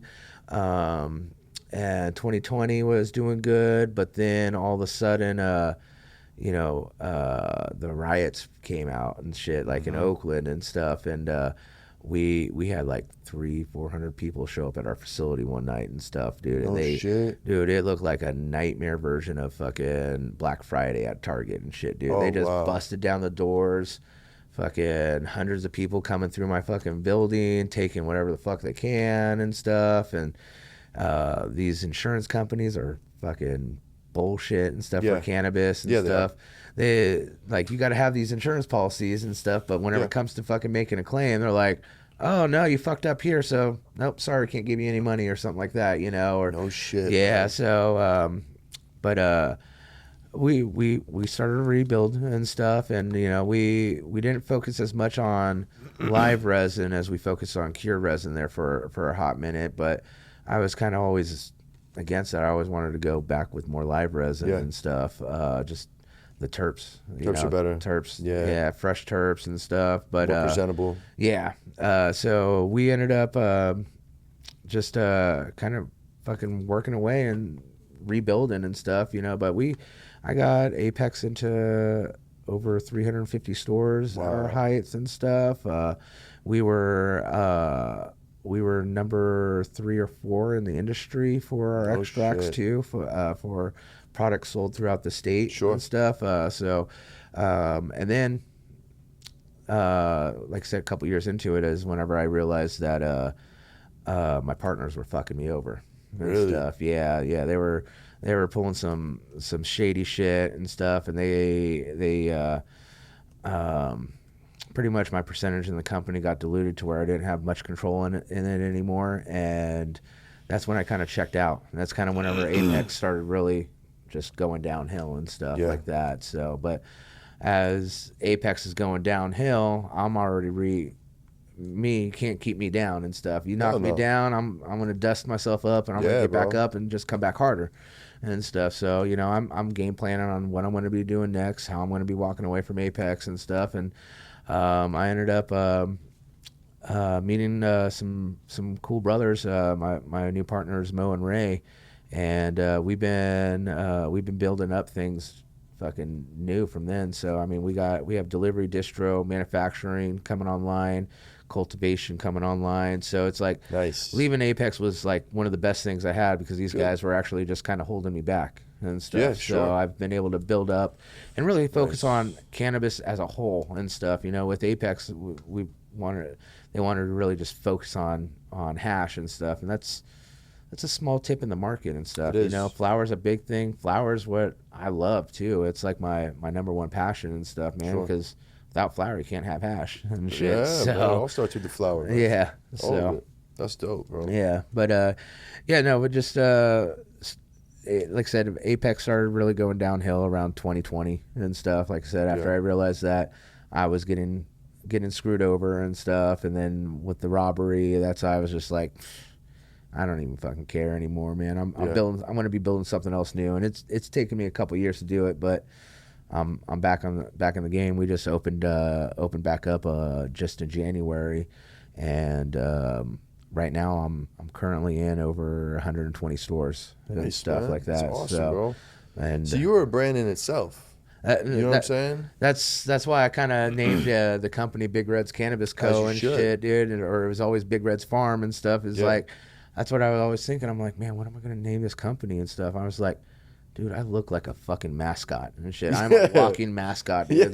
Bro. I'm just gonna call it Big Reds, dude, and I'm just gonna everywhere I go, I'm a walking advertisement and stuff for the company and stuff. So there's handfuls of people out there who got a big ass red beard and shit, but nobody got to fucking braid it and 2 feet long and stuff like that. Yeah, bro. So there might be other Big Reds out there, but I'm the Big Red. That's fucking right. You goddamn right. Yeah. How many years you been growing that bad boy? 13 years now. Nice. Stuff. So 13 years ago was the last time I trimmed it, and that was kind of a funny story. It has two stories why my beard's so damn long and stuff. At the time I was dating my wife now, but dating my girlfriend at the time. And I've always had a big beard, like just rustic style, a couple inches long and stuff. I was always very hippie-ish and stuff, where I would literally like let my beard and my hair grow all year long, and then like August would hit, and Sacramento, it's hitting 110 out and shit, and I'm like, I can't take this anymore and shave it off. So I went out golfing with a buddy and stuff. I ended up getting drunk. Was supposed to go to a party later with my girlfriend, and so I'm in there showering, fucking trimming up my beard, and I fucked it up, and so I was like, fuck it, I'll just take it all off and trim it down short and just regrow it. And I can't. My girlfriend came home and she saw my fucking chin, and she's just like, never fucking trim your beard again. And I was like, done and stuff. So she wasn't feeling the chin. She wasn't feeling the chin. I mean, she likes a more rustic man. Sure. Like I said, I've had a beard since I was like. I mean, I was growing facial hair in high school. I had no doubt chops, goatee, and all that shit in high school. So I think I was like 21 was whenever I actually like really started growing the beard out and stuff. Sure. But the other thing was so it's a dedication to my wife. So. That's cool. We haven't. I feel like if I ever cut my beard off, we might get divorced or something. Right. But, don't do that. Don't piss wifey off. Right. My mom, she passed away from cancer, and when this was going down, whenever I was regrowing my beard back out and stuff, I was visiting her in a hospital, and she was kind of losing her vision, and as soon as I walked in the room, she's like, "Oh my God, Ryan, did you shave your beard?" And I was like, "No, I still got it." And I got closer, and she's like, "Oh, thank God." She's like, "Don't ever shave your beard and stuff." So my wife and my mom told me never to shave my beard again. So I'm like, fuck it, I'm fucking letting it grow. The two most important women in your life, right? Yeah, exactly. Forget it. So that's I've always been a mama's boy and stuff. Same. I've hold my mom dear to my heart and stuff. That's actually Same, bro. I got my neck tattoo that literally says "Mama Boys." Oh, that's fire, bro. She that was the one thing she asked me, because my younger brother tattoos. Oh, really? Yeah, so he's covered with tattoos. I'm covered with tattoos, but she always asked us. She's like, for as long as I'm alive, please don't ever tattoo your neck. She never wanted our neck tattooed and stuff. So literally the day that my mom passed away, that's my brother fucking. Me and my brother were taking care of my mom when she passed away. So literally, as soon as she passed away, we fucking went to the tattoo shop and fucking tattooed my neck. Sick, bro. And stuff. So that's cool. Yeah, but cool. Had to have a dedication to her for it. That's cool, man. So I like that. Yeah, me and my mom and my little bro got this tattoo before I moved out here, just so we could like stay together. You feel me? Yeah. And it was my mom's Irish first tattoo. Yeah, I'm half Irish. Okay. Yeah, I'm half Irish. Yeah. My father's Irish. My mother's Napolitan and Sicilian. So. I call it the North Jersey hybrid. Oh, yeah, right. You know what I'm saying? There's a whole bunch of us that are Irish Italians. Yeah. Yeah, yeah. Yeah, I'm kind of a mix. I got some Irish in me. I got some Norwegian, some I can European stuff fucking like see that. that, Yeah. bro, for Well, sure. that's Irish what. and Norwegian, Yeah. especially the beard. You know Yeah. what I'm saying? That's I kind of lean more towards that Viking Norwegian fucking Yeah, bro. Definitely getting those ancestry for me vibes. and shit. For So sure. That's cool, man. that was actually like kind of my first brand. Like when I came out with my brand Big Reds, because you know it was. We were always cannabis warriors back then and shit, you know, fighting for the cause Yeah. and stuff, dude. Hell yeah. And so that's my original logo was a Viking. It was a Viking version of me, so I have like tattered clothes sick. on and shit. And that's Yeah. instead of having a sword in my hand and shit, I put a joint in my hand and stuff like that, and have a shield and stuff. I think I even, yeah, I still left the shield on there and stuff. So Oh, there he is. yeah, I still got Sick. the shield. I love it. Tell me about Huzzah Cannabis. So Huzzah was just, you know, Big Reds. Like I said, I'm a walking billboard and stuff. So I was like, you know, I don't really have to do much marketing with that and stuff. People kind of know me in the industry. They already know Big Reds and stuff. Yeah, no doubt. Huzzah, I've been trying to. It's my new brand that I'm bringing out. I'm trying to treat it as more of a very exclusive, exotic flavors. So anything that I'm pheno hunting, that's just like top notch. Okay. Is going into Huzzahs. Cool. Before it goes Nice. into Big Reds and stuff. So, Nice.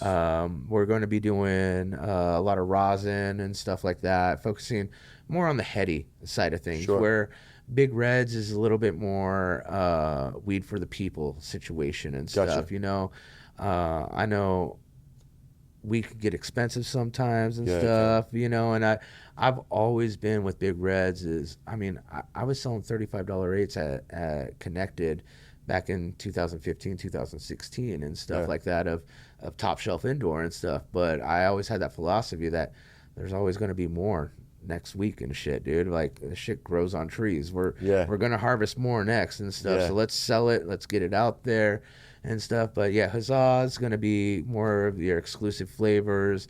Anything you see from Huzzah, you're not going to see it from anybody else and stuff. So, that's tight. So all the flavors from Huzzah are going to be exclusive to Huzzah and stuff. Where like some of my stuff in Big Reds, you'll get your gelatos, you'll get your sour D's, you'll get you know, your lemon cherry gelatos, your runts and stuff like that. But Huzzah is going to be exclusively my genetics, and then handpicked and pheno hunted by me. Nice, and bro. stuff. So because that's like I said, I'm still popping beans every day and stuff. I pop beans and stuff. I love it. That's awesome, dude. So searching for the new thing, but Huzzah kind of came through with so that was kind of a graffiti character that I was doing back in the day too and stuff. Like I used to dabble with in graffiti and street art back in the day. I kind of slowed down, having kids, catching a couple felonies kind of will do that to you too and stuff. You're like kind of put priorities out there. So but yeah, he was just a character that I was drawing and stuff that kind of developed from a t-shirt that I saw too and stuff, like fucking from like 2005 or 2003 or something like that. Shit. And I made my own adjustments to him and stuff. And then Huzzah is just like Huzzah, like that's it's to express delight is what Huzzah means. Is that a real word? Yeah, it's a real cool. word. So it's actually like more Victorian / pirate word and stuff originally. So Huzzah, so hooray actually came from Huzzah. Oh, no shit. And stuff, yeah. So, but yeah, if you look up the word Huzzah, Huzzah is to express delight and stuff. That's English? Yeah, it's an English word and stuff. Yeah, express delight. Yeah. So a lot of you hear like in Victorian style talk or like, or pirate lingo and stuff like that. It's like where it really originally came from. I can see that. Yeah, I can see that. So, but I always thought it was a fucking fun word and stuff. It is a fun word. It's a fun word to say. Huzzah. I was saying Huzzah before, but Huzzah sounds yeah, way better. Everybody hits it as a Huzzah and stuff at first. Yo, and I love the idea of that scoop, bro. Like, just have your own. Like, you see this bag, you know, this is what I grew. This is what I hunted. This is from me. We got these are our extract boxes. So this one Those has are fucking cool, man. Yeah, these ones. So I actually dope as fuck. Designed and engineered those boxes myself. I couldn't find a pyramid. That's also where this character came from too is I fucking love digging into conspiracy theories and shit, man. So the Masonic, the all-seeing eye, man, fucking has always kind of caught my eye and stuff. And to make it a character and stuff was always a dream of mine. So I kind of went with it. Bro. Yeah, I loved it. I don't recall anybody else rocking pyramid-shaped packaging. No, there's a company that does like a triangle package and shit, but it's like a triangle cylinder and stuff like that. Got you. So I forget who it was, but yeah, no, that's why I couldn't find that box and literally had to design it myself and stuff, man. That's cool. So just hit up the China plug, you know. Oh yeah, facts. What about the state of the game right now, man? What do you feel about the state of the game right now? Man, it's kind of a dumpster fire and stuff, but dumpster fire. Well put. I mean, I'm kind of enjoying watching it though, because you know what? All these corporate fucking companies that fucking came in and wanted to do big fucking things and stuff like that are fucking failing, and I fucking love it. Oh yeah. And the people that are surviving right now are us little guys. Yep. And stuff. We're connected to the community. Yeah. They actually want to buy our shit. Exactly, man. And that's what this industry's always been about. It's always been about the community and helping the small people out and knowing where your weed came from and stuff, man. You know? Fucking all these glass houses and these fucking Apex extractions and stuff, you know? I mean, that's we were going that way and stuff, man, but I learned the ways, and that's not what I wanted to do and stuff. That's for you, and that's why I wanted to get back to my roots on things and stuff. Yeah. So seeing the industry have its problems, but not seeing the industry and seeing my friends still fucking sticking in it and still doing good I'm stoked about it. Me and too. Stuff. So it's but really I don't know any other way to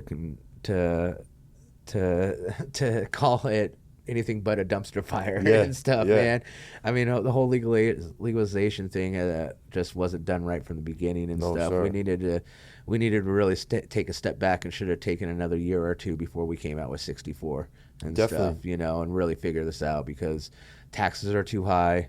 I mean, and that's one thing that I do love though about the legalizations of it is that everything is tested and stuff. You know, you don't have to.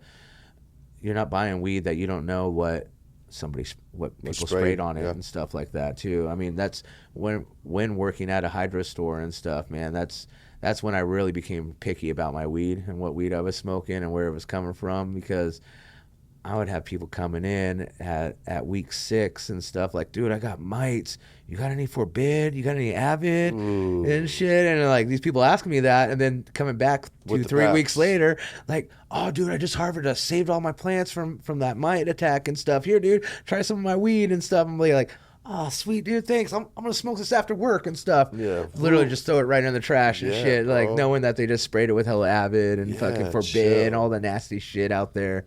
And stuff. So yeah, that's that's one thing about legalization that I do love. It's one of the only things. Yeah, one of the only things I like. Mm-hmm. Yeah, man. What about you? For like, where are you in terms of the brand career? Next 5-10 years? Any plans?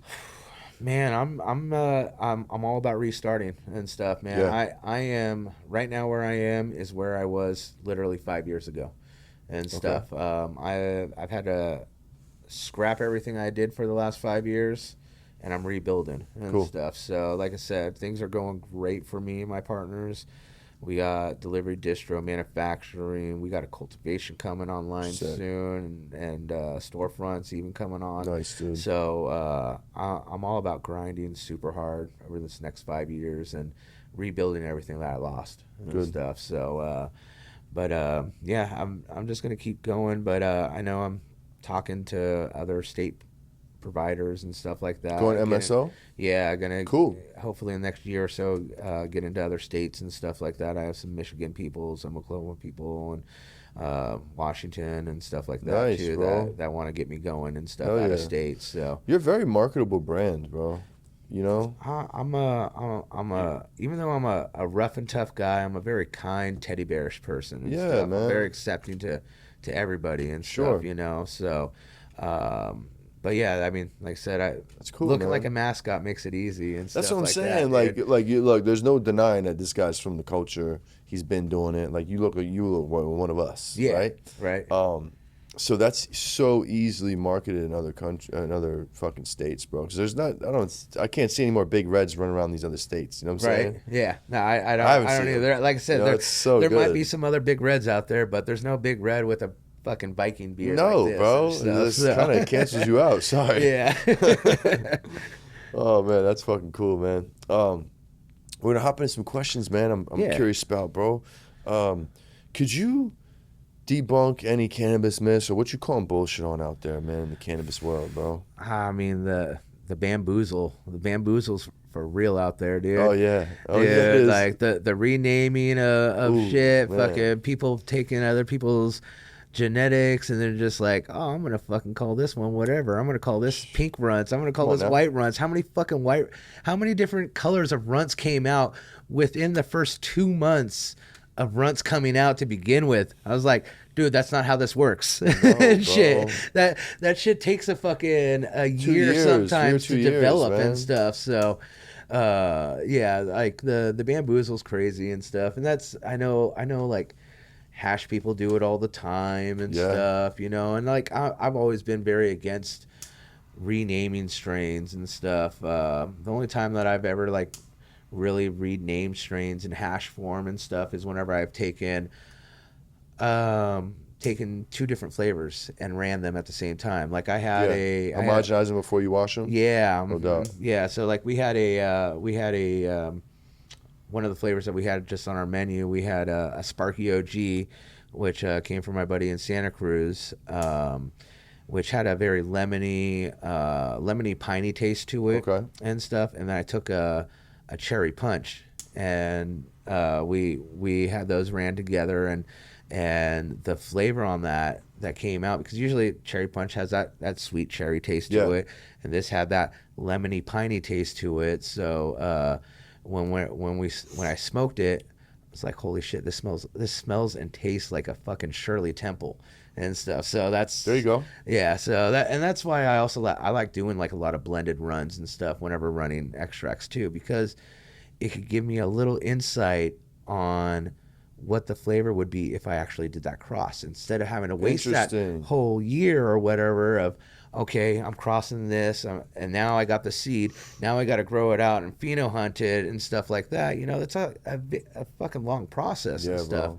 When I could just take 2 of those 2 flavors right then and be like, put them together, do those terps mix well already and stuff? So doing blended runs for me on extracts always gives me ideas on what I want to do with crosses later on. That's very cool stuff. So, and you know what? It's not really cheating, because like it's kind of like crossing 2 plants. You know what I mean? And kinda. Like you're making another product out of these 2 inputs. You know what I'm saying? So, or even whipping them after you're done with 2 separate batches. Exactly. You know what I'm saying? Yeah, and that's cool too. It's funny. My buddy Mikey was. I have him doing a lot of my extracts right now for BHO, and I've always done, you know, gushers, X, sherbet, or whatever, you know, whenever doing a cross and stuff like that. And fucking, he just brought me on board, and I'm all on board on it and stuff. And he's like, we need to do a plus instead. So it's gushers plus sherbet and stuff, you know? Yeah. So, it's not a cross and shit, dude. So it's more telling of whatever it is. Yeah, and that's something I've been trying to work with a lot lately with extracts, is doing like these blended runs and stuff, you know.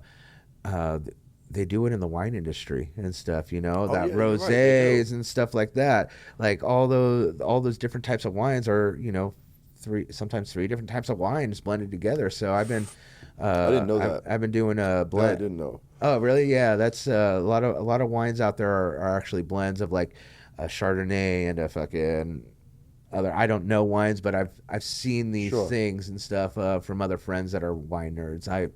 I personally am not a big alcohol guy and stuff anymore. I kind of stopped drinking whenever I'll still have a beer or 2 or have a whiskey and stuff like that, but I can't remember the last time I got fucked up. Yeah, time's right and stuff. Occasions and shit. Yeah, I mean, I love a good old fashioned still. Oh, stuff. nice. Yeah, nice. That's usually my drink. What is your check marks for quality cannabis? Moisture content and stuff. If it's sticky, that's always number one, which is always a hard issue fighting with the rec industry and stuff like that. You know, weed gets dry super hard. Nose is always next for me and stuff. The smell, how does it affect me whenever I sniff that weed and stuff? And there's certain strains out there that when I sniff it, it just gives me like this tingly feeling in my forehead and stuff. We were talking about Romulan earlier, and Romulan's one of those ones, man. When I smell it, it senses something where I just feel this tingly fucking thing in my forehead, and I'm like, oh, that's what I want to smoke and stuff. I like the sativas a little bit more than the indicas and stuff. Even though, you know, people have been trying to get away from that whole sativa indica thing right now and stuff, because it's really about the terps that are inside and stuff. The terps are what drives that high and stuff, because I mean, I've smoked some stuff that were sativa that has knocked me out and stuff, you know. A good sour from back in the day. Fuck, dude, like drooling on your shoulder. Yeah, right, exactly, dude. So but yeah, the moisture content, the nose, the taste, I'm personally, when I'm breeding, I'm always looking for something unique and stuff. You know, everybody has a gelato cross now and stuff, or you know, everybody's going crazy. Z on the end of that. Yeah, I mean, those Z terps are big and popular, and they're good. They are. They're good, but it's like fucking everything is having it now and stuff. It's not exactly. It's not the only thing and stuff. So, but whenever I'm looking, like when I'm growing it, I'm of course looking at, you know, how chunky is it, if it's gonna be, because that's something we have to, especially in rec, we're always worried about what the weight is and stuff. Back in the day, like, we didn't care if it harvested a pound per light and stuff like that. We were cool with that as long as it was fucking good smoke and stuff, you know. But now it's like everybody only wants to grow shit that they're getting 3 pounds per plant and stuff, like 3 pounds per light on and stuff, you know. And it's a lot of the genetics are kind of getting fucking washed out and stuff with that, worrying about that high harvest rate and stuff. No, it's true. And that's what we gotta do. And that's what all the newts are geared towards. Right. You know what I'm saying? Yeah. It's fucked up, man. Yeah. What's your why, bro? Why do you do it? Why do I do it? What's your why? Like, what gets you going? Like, I know you're a dad, you know. Yeah, that's really number one. My boys and my wife are my fucking everything and stuff. So that's my drive. That's why I'm building this, and that's why I wanted to step away from Apex. Like, my partner's plans was to, let's build this company as big as we can and then fucking sell it off and shit, dude. No, that's not me, man. I want to build something that I could hand off to my kids and have my kids take over and stuff like that. You know, that's my number one drive, though, is my family and stuff. I've always been a family man and stuff. My friends are next, and then just my love for cannabis, though, dude. Yeah, it's a fucking amazing plant. Yeah, and stuff, dude. Like, it's helped me. It's helped me in my hardest times. It's helped me in my greatest times and stuff. Like, I'm not an everyday smoker and stuff. Like, I try to smoke every night and stuff, at least go to bed. But there's days where I go without smoking weed, but I can never turn my back to the plant. Yeah, and stuff. Yeah. So that's like, I've quit for a couple months, man, and that's whenever I sparked a blunt back up for the first time after quitting for 2 months and stuff, taking a tolerance break, I got so fucking high, I didn't think I wanted to smoke weed ever again, dude. Yeah. Funny story. So this was hit me. This was a couple years ago. Not a couple years ago. This was like 10 years ago. I'm riding my motorcycle up to Tahoe with my buddy Bart. Mm-hmm. Fucking, we're chilling, we're gambling, we're having a couple drinks, and we walk down to the beach, and fucking, he's like, I got a blunt, you want to smoke a blunt? I was like, fuck, I haven't smoked for 2 months. Fuck it, yeah, I'll take some puffs and shit. I ended up smoking that blunt with him. When I get about halfway through it, dude, my legs don't fucking work anymore, dude. Because I had a couple drinks. And that matters. And altitude now. Yeah, altitude too. Yeah, bro. I'm like, dude, I'm gonna just chill here in the shade and just hang out. I was like, I'll meet you back at the casino. And yeah, no doubt. This dude's like, all right, cool, no worries, dude. I fucking I sit there on the beach and shit, chilling, and I'm like, I need to lay down. I need to just like close my eyes for a minute and stuff, and just kind of absorb this high and just kind of sleep it away for a second. Yeah, sure. Well, shit. Next thing I know, I get this. Excuse me, sir. You mind getting up and moving? I'm like, what? What's going on? It's fucking this motherfucker set up a whole fucking wedding around me. I'm in the fucking aisle. There's chairs on each side of me, and an altar and shit. This guy's fucking like, we're about to have a wedding here. Do you think you could move and stuff? Fucking I'm like, beat it, right, dude. I end up crawling. I still can't walk at this point. I'm still high as fuck. I just end up fucking crawling to a shady little area on this tree and shit, just like kind of slapping myself awake and stuff. And like after about 20 minutes, I was able to fucking finally walk to the casino, find my buddy and stuff, and be like, dude, I can't fucking ride my bike home. I was too fucked up to ride my bike at that point and stuff. So I ended up getting in a hotel and chilling there and stuff. But recouping, but it was funny because my ex-girlfriend was pissed and stuff, dude, because I told her I'm going out on a bike ride with my homeboy Var and stuff. She's like, Var, that sounds like a chick's name and shit, dude. So she thought I was like riding up to Tahoe with some chick and stuff like that. And then I'm like, hey babe, I'm not coming home tonight. I'm fucking too fucked up with my boy Var and shit, it's dude. My boy. Yeah, it's my boy, I swear to God. That's fucking great, bro. So that's fucking great. Wow. Yeah, but no, I love weed. I can never turn my back on it. Like I said, that's cool.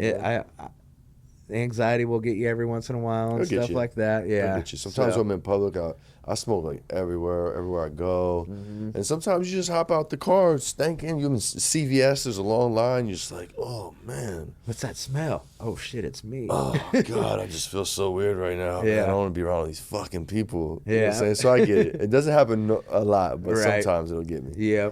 But I do smoke every day. I haven't taken time smoking forever, but I really want to. Dude, just sometimes a day will do it. Yeah, a day is great. A day will great. Just to if I could just go one day without smoking weed and stuff, you really appreciate it. And especially if you're having a hard time fucking getting high off of 30% THC weed and stuff. Yeah. It's like, shit, if that ain't getting you high, man, you might need to take just a day off and shit and take a break. Yo, and chill. You know what my pothead ass does though? I won't smoke no fire. I'll be like, I could rip a little dab though, you know what I'm saying? It's just vapor. You know what I'm saying? Let's put some fucking nitrous fuel on that shit. Keep this fucking party going here. Yeah, no, I usually like dab every night. That's usually my go-to and stuff. Is I'll take a nice solid fucking dab off of rosin, BHO. Like I said, I'm not picky as long as it ain't distillate and stuff. You know, I think rosin has its good qualities, and I think BHO has its good qualities and stuff. And it's funny because rosin boys will just talk shit nonstop about BHO and stuff like that. BHO will knock your head off, bro. Dude, and it's because gets you high, bro. It's because of the fucking terps, dude. Yeah. You're gonna get a higher terp product out of BHO than you are ever gonna get squashing some fucking hash. Yeah. And stuff. So I mean, I've had some gnarly test results with terps, and especially running live resin. One of the strains that I did, which I was blown away. I didn't place at Emerald Cup for this one and stuff, but it was 2019 whenever I was fucking just knocking out 2020 when I was just knocking out of all these fucking cups and stuff. I had this Magic Melon that we ran, and dude, the shit only tested at about 60% THC, but the terps, I hit 30% terps. Damn, on it, dude. I've never heard of that in my life. Dude, I've never heard of it in my life before that. Damn. The weeks before, like, it was funny because we kept on, like, climbing up on the terp ladder and stuff. We were doing, like, our average 10% terps and stuff, 10, 12%. Get a 15% every once in a while. Oh, shit, we got an 18. Fucking hit a 20 mark. And then next week, we do this Magic Melon, and it came out with a 30% terps. And I was like, wait, what? I had to call the lab. I'm like, is this right? Did you guys really test this? Like, No, that's what it is and stuff. They're like, notice how the THC levels are so low. Like usually your guys' THC levels are usually in the high 70s, 80s and stuff. But this one was only tested at the 60s, but had fucking just no shit. It was mouthwatering too, dude. When you smoked it, did you see a notable difference, or like wow, this really just gave me a feeling that I've never felt before? Because terps give you the feeling, right? Terps give you the feeling. THC is a conductor. Yeah, you know? that's I feel. I've always told people that my easiest way to explain it is THC is the bus, and then terps are the driver of that bus. So there you go. It's going to tell you which way you're fucking going to go on your high. I like that. I like that analogy. Fuck yeah. But it was good. It was long lasting high and stuff. It was mouth watering, like it was mouth coating. I bet you. Yeah, so it was one of those ones where like as soon as you dab it and you exhale, your mouth just starts to fucking salivate and stuff. But then next thing you know, 5 minutes later, it's fucking drier than the fucking Death Valley desert and shit. That's great, bro. So, I love it. How about any weird skills or life hacks you may have or care to share with us? Man, skills. I'm a curious fella. So, I mean, my cultivation, I've always had a green thumb. Everybody's always given me sick, like dead sick plants and stuff. Fucking. But skill wise, man, I mean, besides growing weed and fucking being known for my fucking Irish goodbyes, that's about it and stuff. Oh, tell me about it. Tell them about Irish goodbye. I'm not famous for them. I've done them. Yeah. I have Irish homies that do them faithfully, and it's so funny. It's like people say disrespectful, but I think it's kind of cool. An Irish goodbye is just fucking. If you're at a party and stuff, man, and you just kind of slip out the back door, dude, you don't even really say bye and shit. You might say bye to like one or two people, but for the most part, it's just like, yo, where's Red at? He was just here 5 minutes ago. Damn, his truck's gone. Yeah, his truck's gone. Where the fuck did he go and shit? Like I said, I've always just slipped out of parties out the back door sometimes and shit, or like at events and stuff. And to me, it's just anxiety sometimes I feel or something, where I'm just like, man, I'm so, like I said, I love my boys and my wife so much that I'd much rather be home hanging out with my family than being around a bunch of people that I don't know or like a handful of people that I know and stuff. I love being around all my friends and stuff like that and hanging out. We have a good time when we do hang out, but just slipping out the back door though, man, during a party and stuff. It's like that's how you remain a myth and a legend and stuff. Sometimes bro. It's like, oh shit, Red was here. Where'd he go? And shit, he's already gone, dude. That's a lucid fella. Right there. Yeah, man. The Irish goodbye or the Irish exit. Yep, the Irish exit. Yep. There you have it, folks.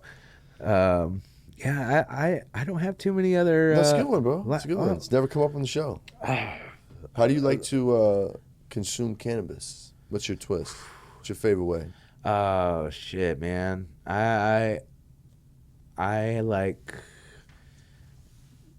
eating cannabis, but not too much and stuff. Those people that can fucking eat like 500 milligrams and walk around. Gangsters, bro. Dude, I don't know how you fucking do that because 100 milligrams destroys me, dude. Yeah. It fucking destroys me. But lately I've been really liking this product called Nomad Bison Jerky and stuff. Oh, no shit. That sounds stuff's pretty good. fire and stuff. There's a lot of sugary edibles out there, a bunch of gummies and stuff, Tasty. This is it's that give you a little protein. Yeah, a little protein. It's a little savory and stuff like that too.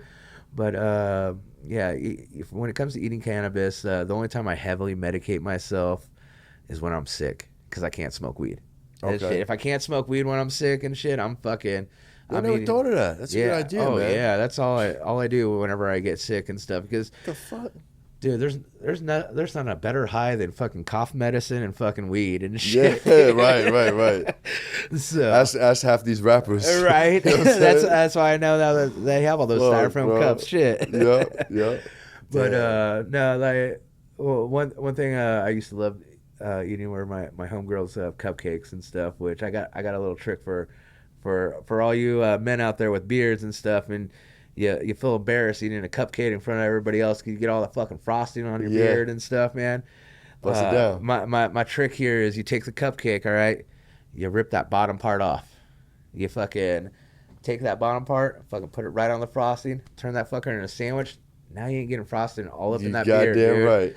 And I've been doing that shit for 20 years. I've seen a couple other people randomly doing it now, and it's like starting to catch on. It's that TikTok fucking trend and shit, dude. Let me tell you, I learned that I'd say 1 or 2 years before I moved out here, so call it 2015-ish. Mm-hmm. And it was a fucking game changer for me, man. Yeah. And I don't even have a long beard, bro. I got a little ass mustache, bro. But that shit was, you know what I mean? It just gets all over you. Yeah. Bro, I will smack those things, bro. Little kid parties, I'm busting the motherfuckers down, eating them sandwiches, bro. Cupcake sandwiches, man. I like cupcakes better than cake because of that. Because that hack, bro. Yeah, that's me too. So I can just fucking fire those things down, man. Yep. Don't even need a fork. Yeah, I'm more of a cupcake man than a cake man myself and stuff. So yeah, like I'm in a weird season of life, folks.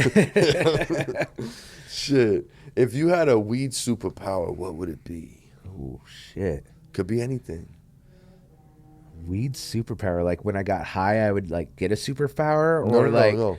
It could be like, you know, you could snap your fingers and everything's trimmed. It could be every hit tastes like the first hit. Right there. That's fucking snap and everything's trimmed because I fucking hate trimming, dude. Yeah, trim gel sucks, bro. Trimming sucks, dude. I've actually been known, like I still you know, grow some of my own weed. We're all allowed to have our 6 plants and shit, dude. Yeah. That's this last year I didn't fucking trim any of my fucking weed, and I was just fucking rolling joints fucking with full nugs and shit. I would just break it off into smaller nugs, and I wasn't even breaking it down there for a bit. I was just like, well, I'm just going to roll fucking full nug joints and stuff, dude, because tired of it. Well, all that extra little tiny leaf fucking kind of fills in the gaps and stuff, but it tastes better. And that's actually one thing I've also noticed, which is cool too with weed. If you're trying to store your weed for a long time, you're growing weed at home, and you know, you harvested yourself a pound and stuff like that, don't trim that thing right away. Trim that thing as you smoke it and stuff, dude. That weed's gonna taste so good for so much longer and stuff, bro. Man. I've had outdoor weed fucking 9 months old that tastes just as good as freshly harvested because fucking it didn't get trimmed until fucking right before we smoked it. You get them early summer depths. You feel me? Keep if you can afford to keep your shit in an air controlled room. Yeah. Save a couple branches for the first summer run. You feel me? Yeah, man. I learned that from a couple people, man. And my boy Jordan from Blueprint, we just recently had this conversation. Like, he's like, bro, think of it like a banana. Like, when you peel a banana, would you agree that it starts to deteriorate? Oh, right away. You know what I'm saying? Think of it like weed, bro. Like, that thing is fresh. It's got the stem still kind of feeding it. Mm-hmm. It's got the water leaves still kind of feeding it. You know what I'm saying? The sugar leaves. Yep. Just, there's nothing like fresh weed, bro. Right. That's not. I don't give a fuck. 100% agree and stuff. And that's, dude, the banana fucking thing is genius. That's exactly what I was. Because as soon as you hit that banana, dude, fucking, you set it down for 5 minutes, you come back, and that thing's already has like little tan brown to it and shit, dude. It's crazy how quick it goes. So, well, my friend, now it's time for your top 3 strains of all time. One old school, one desert island, something new you fucking with. What you got? So, my old school is either Romulan or Genius. Tell me about Genius. So Genius is an old school strain that I believe what it really is a pheno of Jack Herrera, but it's like a more piney, spicier flavor of it. Nice. But it's like an 8 to 9 week sativa and stuff. It was one of the first strains that I grew. Comes from a breeder called Brother Grimm. I've heard of him. He's in Colorado, right? So he does the Cindy 99 and stuff. That's Cindy 99 has Genius in it. Like the Apollo 13 has Genius in it.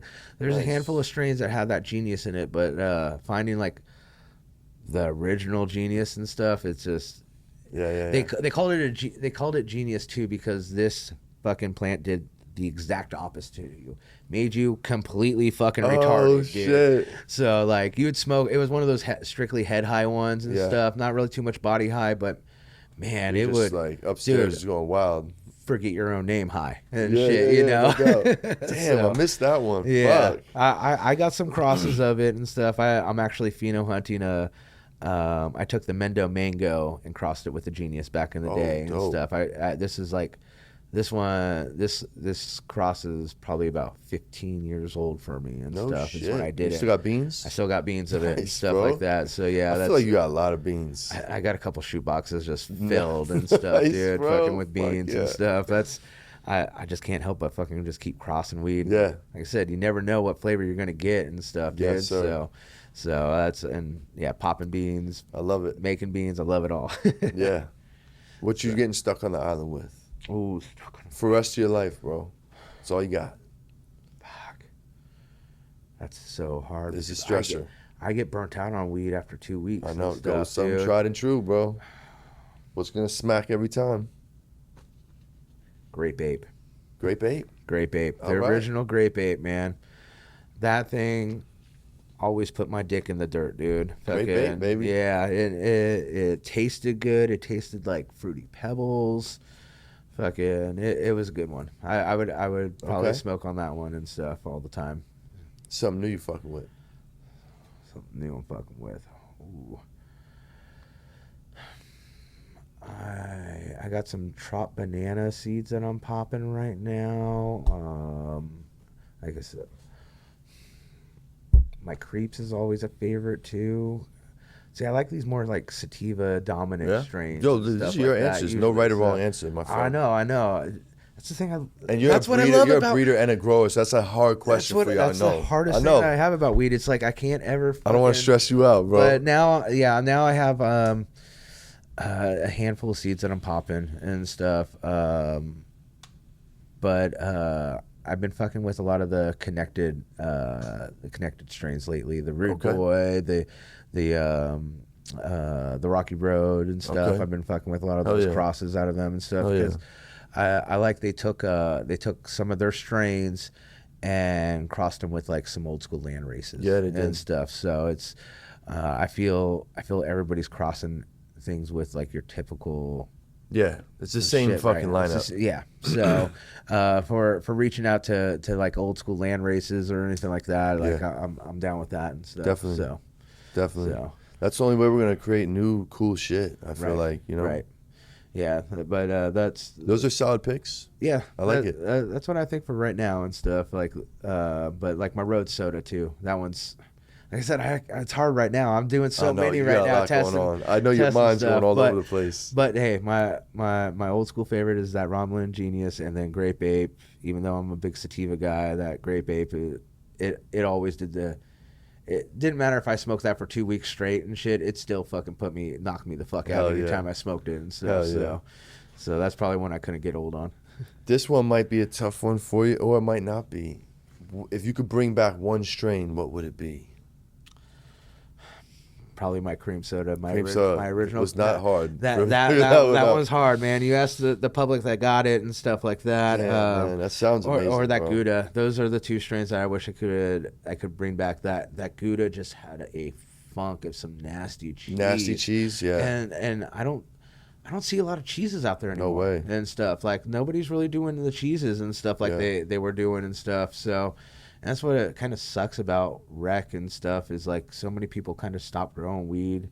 And I mean, I did even for a couple years and stuff. Like after dealing with that raid and getting Apex up and running, like I wasn't growing any weed for a solid 2 years just because also I was fucking afraid to get in trouble again and stuff like that. So, I took a couple year break off and shit, but you always got to go back and stuff, especially when you love the plant. So cream soda, baby. Yeah, cream soda. That one was fire, man. And real quick, what was it crossed on that again? It was black cherry soda crossed with cookies, and then recrossed back with the black cherry soda. Black cherry soda. Got it. And stuff. So, what is your smoking weed pet peeve? What grinds your gears, or weed related in general? When you pass somebody a joint and they go. And get that motherfucker to canoe, dude. It's just like, dude, just breathe it in, dude. Chill out. That's like my biggest pet peeve for like smoking joints with people and shit. When they hit it like they're trying to like suck the air out of a balloon and stuff, man. I was like, God, dude, come on, you already destroyed it. Yeah. But I think that might be it might be beginning to be the most popular answer for that question. Yeah. That was, I think, 2 episodes ago my man said that. Really? Yeah, Okay, yeah. I mean, shit. Yeah, it's a good one. We're letting it known, you know, public. Stop fucking going. Take it easy, bro. Just if you got breathe a bad it in. Day, Yeah. if you really need your own, we got weed, bro. We'll roll you one. Yeah. It's all good, bro. That's how I've always been. All my homies know and shit too. Like, you're hurt up, man? Hit me up. I always got weed for you. Yeah, shit, man. Dude. Fucking. Same. You shouldn't. It's nice to go out and buy some good weed and shit, but fucking, hey, beggars can't be choosers. Yeah. Fucking, you need to smoke some weed, man. You got what I got an eighth of weed that I'll fucking give you that's just sitting around. I probably like forgot about it like 2 months ago and shit. So take it. Yeah, take it, bro. I'm not smoking. Yeah. Yeah, it's good. Where's your favorite place to smoke, bro? Usually by the water. Yeah, I love by the water. By the water, anywhere by the water is always good. Just listening to the waves crash against like even like a river splashing or the ocean's good. That's when I'm out of town and stuff. That's like usually what I'll go out and source for, just like natural body of water and stuff like that. Get your mind right. Yep, that's usually that or my backyard and stuff, man. Yeah. You got a nice backyard? It's all right. I got a little pool back there and stuff like that. Oh, yeah. It's one of the vinyl lined ones and stuff like that. That's like in the ground and stuff. So it gets the job done, man. Keeps me wet and kids love it. So that's the best, bro. First smoking device you ever had to MacGyver? Oh, Gatorade bottle and a 9/16 and a Bic pen. Oh, you went for the bong, homemade bong. Oh, fuck yeah, right on, man. bro. Right on. It's usually the bong, the tinfoil pipe, or the can. Yeah. I mean, crafty son of a bitch. Definitely can. I'm one of those MacGyver stoners and shit, dude. Fucking like from Half Baked and stuff, man. Give me a 9/16, a ratchet, a Gatorade bottle. I got you guys. Got you, motherfuckers. Hell yeah. I bet you're nice with the tools too. You can fix some shit on the car. Yeah, I can fix some shit on the car. It's usually those guys too. Well, that's before cannabis really fucking consumed my whole life, and that's what I focused on solely. I used to do auto glass. Cool. I would replace windshields and cars, door glasses. Hell, half the tattoos I have is because fucking tattoo artists had a windshield that needed to be done and stuff. I traded this tattoo right here for a. Nice. My homeboy had a '56 Chevy stepside and he chopped the top, so I took all the glass out and cut all the glass and put it back in and stuff. So, nice. Yeah, I've always been very mechanical and stuff. That's even as a kid, man. I remember, we grew up in the area where our parents were both at work or whatever like that and shit, and fucking leave us to our own devices. Well, I remember as a kid, man, my parents came home from work and I had the VCR taken apart and shit, dude. The VCR wasn't even broken, and I had this thing taken apart. And shit. You knew how to put it back together? I put that shit back together, and nice. Yeah, you were meant to be a mechanic. It worked, or at least I thought it worked, and maybe my parents just also probably bought another VCR and swapped it out just to make me feel so bad and shit. Because they saw my love for just taking things apart and building shit too. You're all proud and shit. Yeah, I was so proud. Like, Mom, look, I took out the VCR, I cleaned it all up and stuff. It's all good now. That's funny. If a strain described you, what would it be? And why? A strain described me.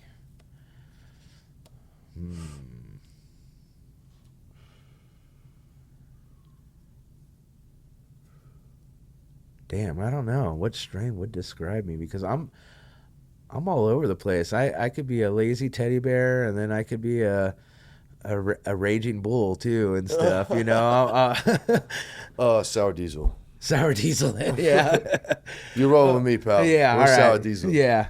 Sour diesel is good old school. Goddamn. Nah, I'm an Aries. Okay, actually, cool, cool. So what month is that? April. I'm not belated. fire. Thank you. Yeah, I just turned no doubt.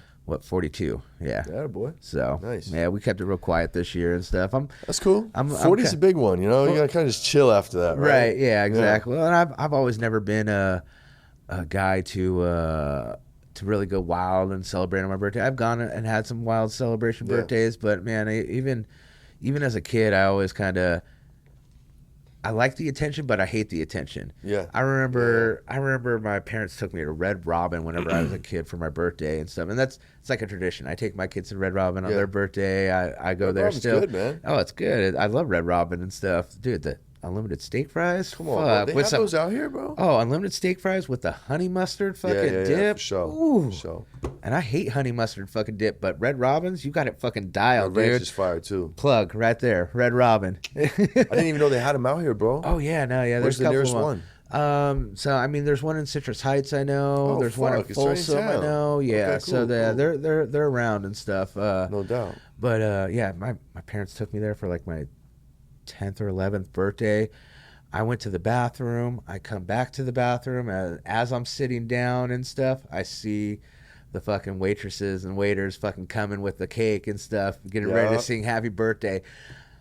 My shy ass fucking was just like, nah, I ain't having none of this. I jumped over the fucking table, fucking ran down the fucking place, bro. jumped out the back door, out the back fence and shit, dude, and fucking went and chilled at my parents' car and shit, and then demanded that they bring me the cake though, because I just didn't want to fucking, I didn't want all that attention and shit on me and shit, dude. Like, I've always kind of just been a shy guy and stuff. So, but yeah, that's and celebrating my birthday. I like just tight family things and stuff. Cool. Yeah, that's cool. I like it, man. We're gonna switch gears, and I can't always ask this to everybody, but I know I can for sure ask you this. You got a crazy growing story for us where you just had to fucking get up out of Dodge, shit just went down, you got away by the skin of your teeth. I mean, you already kind of gave us one. Yeah. I don't know if you can top that one, or if there's another one you care to share. No, I mean, the raid was gnarly.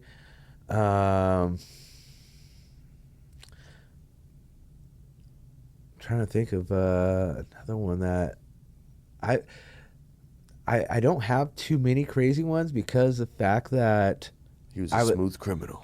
Oh, we were down low about it too until like 2014 happened, until I put my face out there and shit. Like, nobody knew that I grew weed and shit, and if they did know that I grew weed and stuff, fucking, I knew where their mom lived and stuff, you know. So we were always just really quiet. But like I said, the place in Ione, when we had to fucking backpack all the weed and come back and harvest it fucking 3-4 weeks later and stuff, that was pretty gnarly one and sketchy. Funny story to that Ione house. So okay, this one was a good one. So we're driving out to this place, and we're taking like 100 plants, 100 teens like this tall, fucking to from El Dorado County to Ione County and stuff, and we're like, oh, we'll do it on a Sunday, it'll be quiet and stuff like that. And fucking so we're driving all these back roads. All of a sudden we get to the town of Ione and stuff, traffic starts backing up. We're like, what the fuck is going on here? They're having a fucking fair and shit, dude. Boy. And like, they have a parade going down Main Street, and we have to drive through Main Street to fucking get to where we need to go and stuff. And it's out in the middle of nowhere, so there's no fucking side streets to really hit and stuff. So, we're driving. We got our following car. We got our car following us, and a car in front of us and stuff. Because at the time, I just had my Tahoe. And all the plants were sitting in the back and shit with the seats folded down, but they're all hanging like this much far out of the window and shit. Like, you look through the car and you can just see fucking all these plants. And we pull up in Ione, and fucking there's a cop on every fucking corner and shit, dude. And that's I have my buddy just dive in the back seat and just start fucking knocking plants down and shit, dude, and whatnot. And he climbs back up to the front seat and stuff, and we drive right through Ione, like Main Street, just like. Like, hey, hi, you know, slow parade flow. I got stuck. We had to go through it all, but that was probably that. Damn, that time, bro. I thought we were gonna fucking get pulled over and get caught for sure. That's hairy, bro. So, if you could smoke with two people, one that's still here with us, one that's no longer here with us, who would they be? Well, Willie Nelson for sure. Good one. And stuff. He's been definitely brought up before. Yeah, Willie's a man when it comes to smoking weed and stuff. But Somebody who's not here, man. Well, I'm a big fan of JFK, our old president. Yeah, and stuff, you know. And I know he smoked weed. Juicy stories, dude. He would have some juicy fucking stories and shit. I mean, he has to have the best stories because they fucking killed him for it and shit. You know, but JFK probably and stuff. Solid pick. Yeah, got to smoke with the president and Willie. Yeah, and shit. Yeah. So. That's cool. I fuck with that. We're going to take a real quick break. All right. What's up, Famiglia? Yo, check this out. I got to take a second to shout out my sponsor, the Gotti brand. Thank you so much for the sponsorship. Here's where you can find the fire in California. The Gotti brand can be purchased at Cookies Maywood, Cookies Woodland Hills, Cookies Sacramento, Lemonade Sacramento, Lemonade South Sac, Main Stage Sac and Davis, Zen Garden Wellness down in SoCal. You can get at Lemonade Van Nuys. So, thanks again. See y'all back on the show. If your brand was a band, who would it be? And it could be multiple bands. I mean, or rappers or singers. It would be Rancid. Rancid, let's go. Hell yeah. Just punk rock. Just punk rock, and that's what I am, man. Like I said, I grew up as a punk rock kid. I love punk rock, but Rancid's one of my favorite bands. But I feel my company kind of represents that. That's cool. Kind of raw and uncut for the people. I love it. So that's a good answer. Shout out your favorite plug from back in the day. You don't have to say his real name. Somebody took good care of you. Johnny. Shout out to Mr. Johnny. Mr. Johnny, you know who you are. Yep. So that's we've had a falling out since, and maybe we could rekindle it sometime. But Johnny, you gave me my knowledge to get this going and stuff, and I appreciate you. Well, if you guys do ever get back together as friends, when June 16th rolls around, get him a gift. That's Plug Day, National Plug Day. All right. Yeah. He was my plug back in high school, and hell yeah. After high school, and then taught me all I knew. Shit happens, you know. Shout out one of your mentors from back in the day, or in life. That's Johnny. Johnny was like one of my mentors for cannabis. He was the one who really got me into it at first and stuff, and got me my first seeds and stuff too. So, nice. But it was always a group effort between friends and stuff. We just always shared information. So, shout out to my boy Sam and my boy Eric and stuff. The three of us have all been growing weed for right about the same amount of time, and we've always been, helping each other's out and stuff with whatever knowledge or cuts and stuff like that too. So that's great, man. You guys been friends for a long time? Yeah. So actually, that's those two guys. I met them my junior year at continuation school and stuff. So they're two friends that I've met since high school that I'm still friends with and stuff, real tight with and stuff. So. That's dope. What's the best and the worst advice somebody ever gave you, in no particular order? Best and worst advice. Best advice is keep your mouth shut and stuff. You hear that, youngsters? Coming up in the game. Shut the fuck up. Yeah, like Pop Brothers at Law said. Yeah. Shut the fuck up. Worst advice, man. I don't know. Those are usually the easy ones, like don't go for it, or somebody try to talk you out of one of your dreams or some shit. You know what I'm saying? Yeah, don't ever let anybody talk you out of your dreams and stuff, man. Yep. That's I had an ex that fucking, she was always really sour about my weed growing and weed hustling and stuff like that, and fucking would be like, those people are only friends with you because you grow weed or you smoke weed. I mean, because you fucking sell them weed and shit like that, you know, and stuff. But like my wife, like, that's why I made her my wife and shit. She's always been supportive since day one and stuff, and that's so yeah, don't ever let anybody tell you not to fucking follow your dreams and shit, dude. Fucking go for the gold. You only live this life once. That's right, man. And you're hearing this from dudes. They're talking to you from the future, man.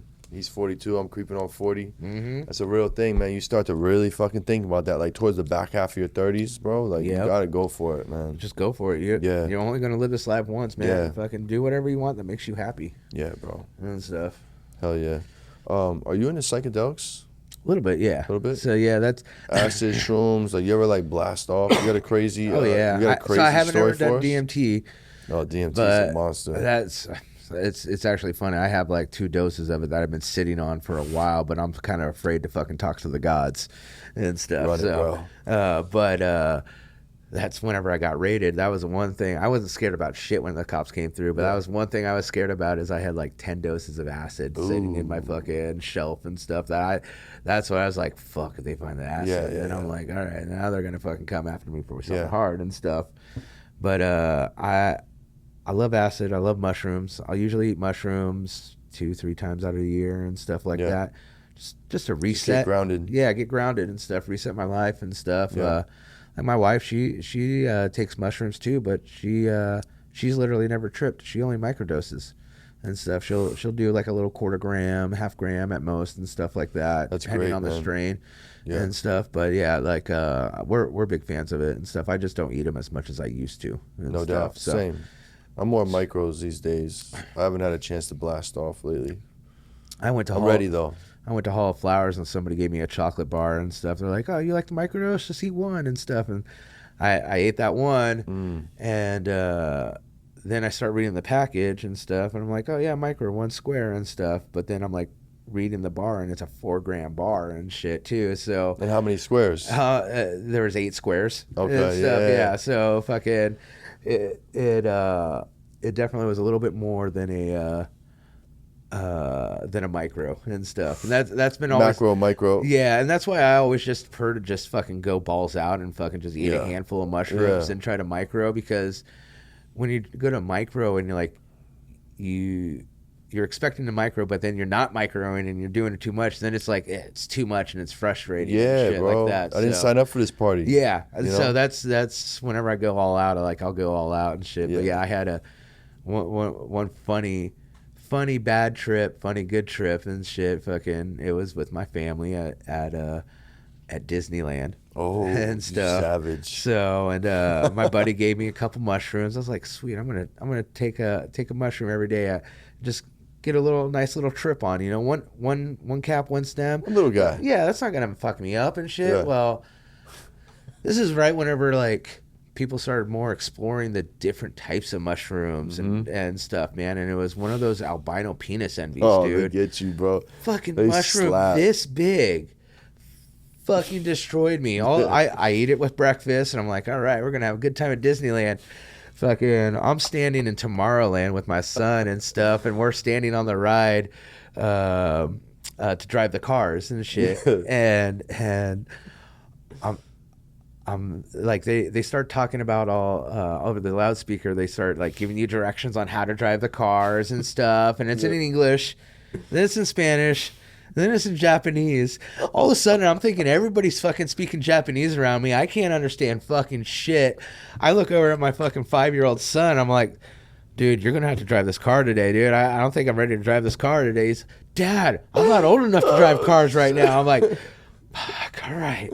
I'm going to do this. I get got a point. Yeah, you did, man. But I get off the ride and I get off the ride and I'm like fucking just like wide-eyed, like, oh my God, colors are so bright. What's going on? And I go up to my wife. I'm like, babe, that mushroom was a little bit stronger than what I thought it was supposed to eat. She's like, looks at me, just dead serious, looks at me in the eye, like, you fucking ate mushrooms at Disneyland and didn't tell me? Like, made me feel like the biggest piece of shit. She's all upset that I ate mushrooms and didn't tell her until fucking I already ate mushrooms. And but then like 10 minutes later, like I'm having a horrible trip for 10 minutes because now I disappointed my wife and shit too. It went dark for a second. Yeah, I went dark there for a second, and for about 10 minutes she could just tell that I'm having a horrible trip and stuff. And she instantly comes up to me. She's like, I'm really sorry. I should be a lot nicer. I didn't realize, you just surprised me that you took mushrooms and you didn't tell me until after you took mushrooms and you started tripping. She's like, you're all good. Enjoy the time and stuff. Like, I was like, sweet, let's go to fucking Toad's Wild Ride and shit. And after that, Fucking game on. Cool. It was good. Cool. Yeah, you got over the hump. Yeah, that's good shit, bro. Now we're going to fire off some rapid fire questions. These are one-word answers, so try to keep them one word. And then we'll... Giving me the psychology test. We'll wrap this up. You ready? Yeah. Do you like to smoke in the hot or the cold? Cold. LED or HPS? HPS. Living soil or cocoa? Ooh, cocoa. Joints or blunts? Both. Bongs or bowls? Bongs. Cold start or hot start? Cold start. Rig or Puffco? Rig. Cold cure or fresh press? Cold cure. Street smarts or book smarts? Oh, street smarts, 100%. Batman or Superman? Superman. Oh, shit. Hold up now. Not a DC guy. I'm more Me of a neither. Marvel guy and stuff, but Me neither. Superman, just because he has powers. Batman's just rich. There you go. Haze or sour? Purple Haze, New York's Uptown Piff. Haze. Nas or Jay-Z? Nas. Nas has been winning that question for quite some time. As he should. GTA or Call of Duty? GTA. Street Fighter or Mortal Kombat? Oh, Street Fighter, 100%. Gotta throw out that Ryukin. You feel me? Regular doinks or hash holes? Regular doinks. Passed out or I'm smoking this to the face? Smoking it to the face. Bike or skateboard? Skateboard unless it has a motor. Snowboarding or skiing? Snowboarding. Kings or Golden State? Not a basketball guy, but got to give it up for the Sac Kings. Yeah, no doubt. 80s or 90s? Damn, that's tough. I know. Both of them, I got to live through both of them. I lived 81 is when I was born, so 80s were fucking good. Those were good times and shit, but I didn't get a party through them. Yeah. 90s I got a party through. The 80s babies usually go 90 because of that reason, you know? That was like your prime, you know what I'm saying? That was my prime. NorCal or SoCal? Oh, NorCal, 100%. Sac or the Bay? Sac. North Sac or South Sac? South. Pizza or tacos? Oh, pizza for sure. My man. Pizza with pineapples or no pineapples? Oh, pineapples all the way. Throw some fucking mushrooms on that bitch too, fuck, dude. Shit is fire. Tacos or burritos? Burritos. Beach or snow? Beach. In-N-Out or Five Guys? Oh, In-N-Out. Cheetos or Flamin' Hot Cheetos? Oh, regular Cheetos. But not the puffy ones, just the fucking Crunchy? originals. Yep. No doubt. Yep. The Wire or The Sopranos? The Wire or The Sopranos? Oh, Sopranos. Pacino or De Niro? I'm going to go with Pacino. Godfather 1, 2, or 3? I mean, 1. It starts the story. Automatic or revolver? Automatic. You're lost in the woods. You get a pack of matches or a hatchet. Go. Oh, hatchet. I already told you I could start a fire with I was a fucking gonna stick, say, bro. yo, I already went back there when I asked you that question. I was like, he's for sure picking the hatchet. Body shot or face shot by Mike Tyson? Both horrible choices. Both very horrible choices. I mean, I would have to say body shot. Yeah, that's gonna hurt, but Break a rib? break a rib. Yeah. See, but Keep your teeth. You know That's what I'm saying. Keep my teeth is Yeah. I could deal with a black eye, but losing a fucking tooth might make me feel a little uncomfortable. You don't need to deal with that yeah. Shot of 151 or a hot dab? 900 plus. 151. Hot dabs are fucking horrible. Yeah, dude. You could bounce back quicker. I feel like. Dirt bike or four-wheeler? Dirt bike. Gelato Runs Terps or OG Gas? OG Gas. Tupac or Big? Big. Wu-Tang or Death Row? Wu-Tang. Nice. I'm an East Coast guy when it comes to my hip-hop. Love it, bro. Yeah. As fast as you answered Nas or Hove, like, that was, Yeah. That's he knows his shit. Yeah, no, that's I like all those East Coast rap. I love Jedi mind tricks. Like when Jedi Lord, I like hell the yeah, Jedi hell and yeah, shit, dude. yeah. Fucks with Jedi mind tricks. Yeah. Vinny Paz, bro. Vinny Paz, I fucking love Vizzy. Yeah, bro. Hell yeah.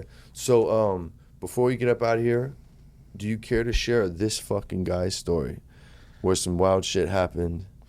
And it's like, this fucking guy. You kind of already did. I think I've given a couple of this fucking guy's fucking stories and stuff, man. Because I ran into quite a few of these fucking guys out there in my life. Yeah, and shit. You did. We'll skip that one. Yeah.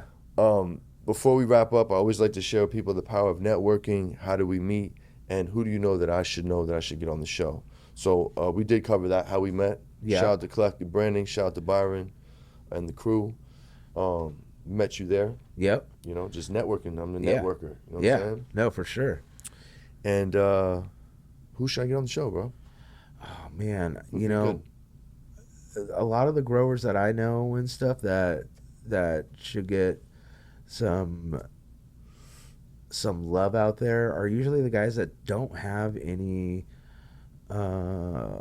brands and stuff. Like I have a couple guys like my buddy Paul that runs a farm. This guy's fucking down SoCal? No, up here in Sac and Big stuff, Paul? actually. Okay. But you know, probably my boy Rich. Boy Rich over at Delta Dispensary in Antioch. They got a cultivation, they got a manufacturing out there. Rich was Rich. What's it called? Delta what? Delta Dispensary? Delta Dispensary. Yeah. Cool. He used to be one of the original extractors for Guild Extracts. Okay, yeah, I know Guild. Stuff. Whenever people split ways and stuff. But he did. He ended up going off, and like I said, he did some great things. He got his own family-owned dispensary. Nice. So that's somebody anybody out there in the Antioch area, man. Go give them some love. Not corporate cannabis, all about family and stuff. Family owned, operated, and everything. Those are good guys out there. Hell yeah, bro. So, is there anything that we can reach into our network and help you? Anything you want to plug? Your Instagrams, whatever. I mean, you could let us help you. You can follow me at Big Red's Farm on Instagram. Brand page Big Red's Cannabis Co. Huzzah Cannabis Co. also on Instagram and stuff.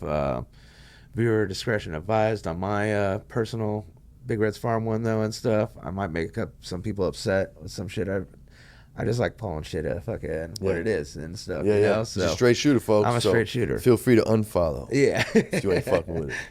So, no. Other than that, I mean, I'm always making hash. So any of you guys, any farmers out there, please reach out to me, man. Love to collab with you guys and even spotlight you too. That's one thing I'm really going to be focusing on too. Now that we got up and running and stuff. Yeah. Focusing on the farms too, because that's who really turns fucking good hash into it and stuff. If they aren't growing good weed and shit, fucking we can't make good hash and stuff. Yeah. So, and then shout out to my boy Rodney too and stuff. Like he's a good guy to fucking reach out to. Rodney? Yeah, plug us up, man. Local Cali. Is there? I'll send you their IG. Please do. But yeah. Hell yeah, brother. Well, shit, man. I appreciate you coming out, man. Oh, sharing your story with us. That was a raw ass episode, man. Out, getting stoned, Hell yeah, man. bro. It was good hanging out and stuff, man. So good times. Definitely, man. For sure. So yo, follow my boy Big Red. Fuck that. Follow that page. He's got a hell of a story. He's got great products. He's really from this shit. I know you guys got a bunch of good game out of this episode. Hit the website, goodpizza.com with 3 Z's. Hit the Patreon, support your boy. Let's keep this show on the road. We'll see you guys next time. Peace, love, good pizza. We up out of here.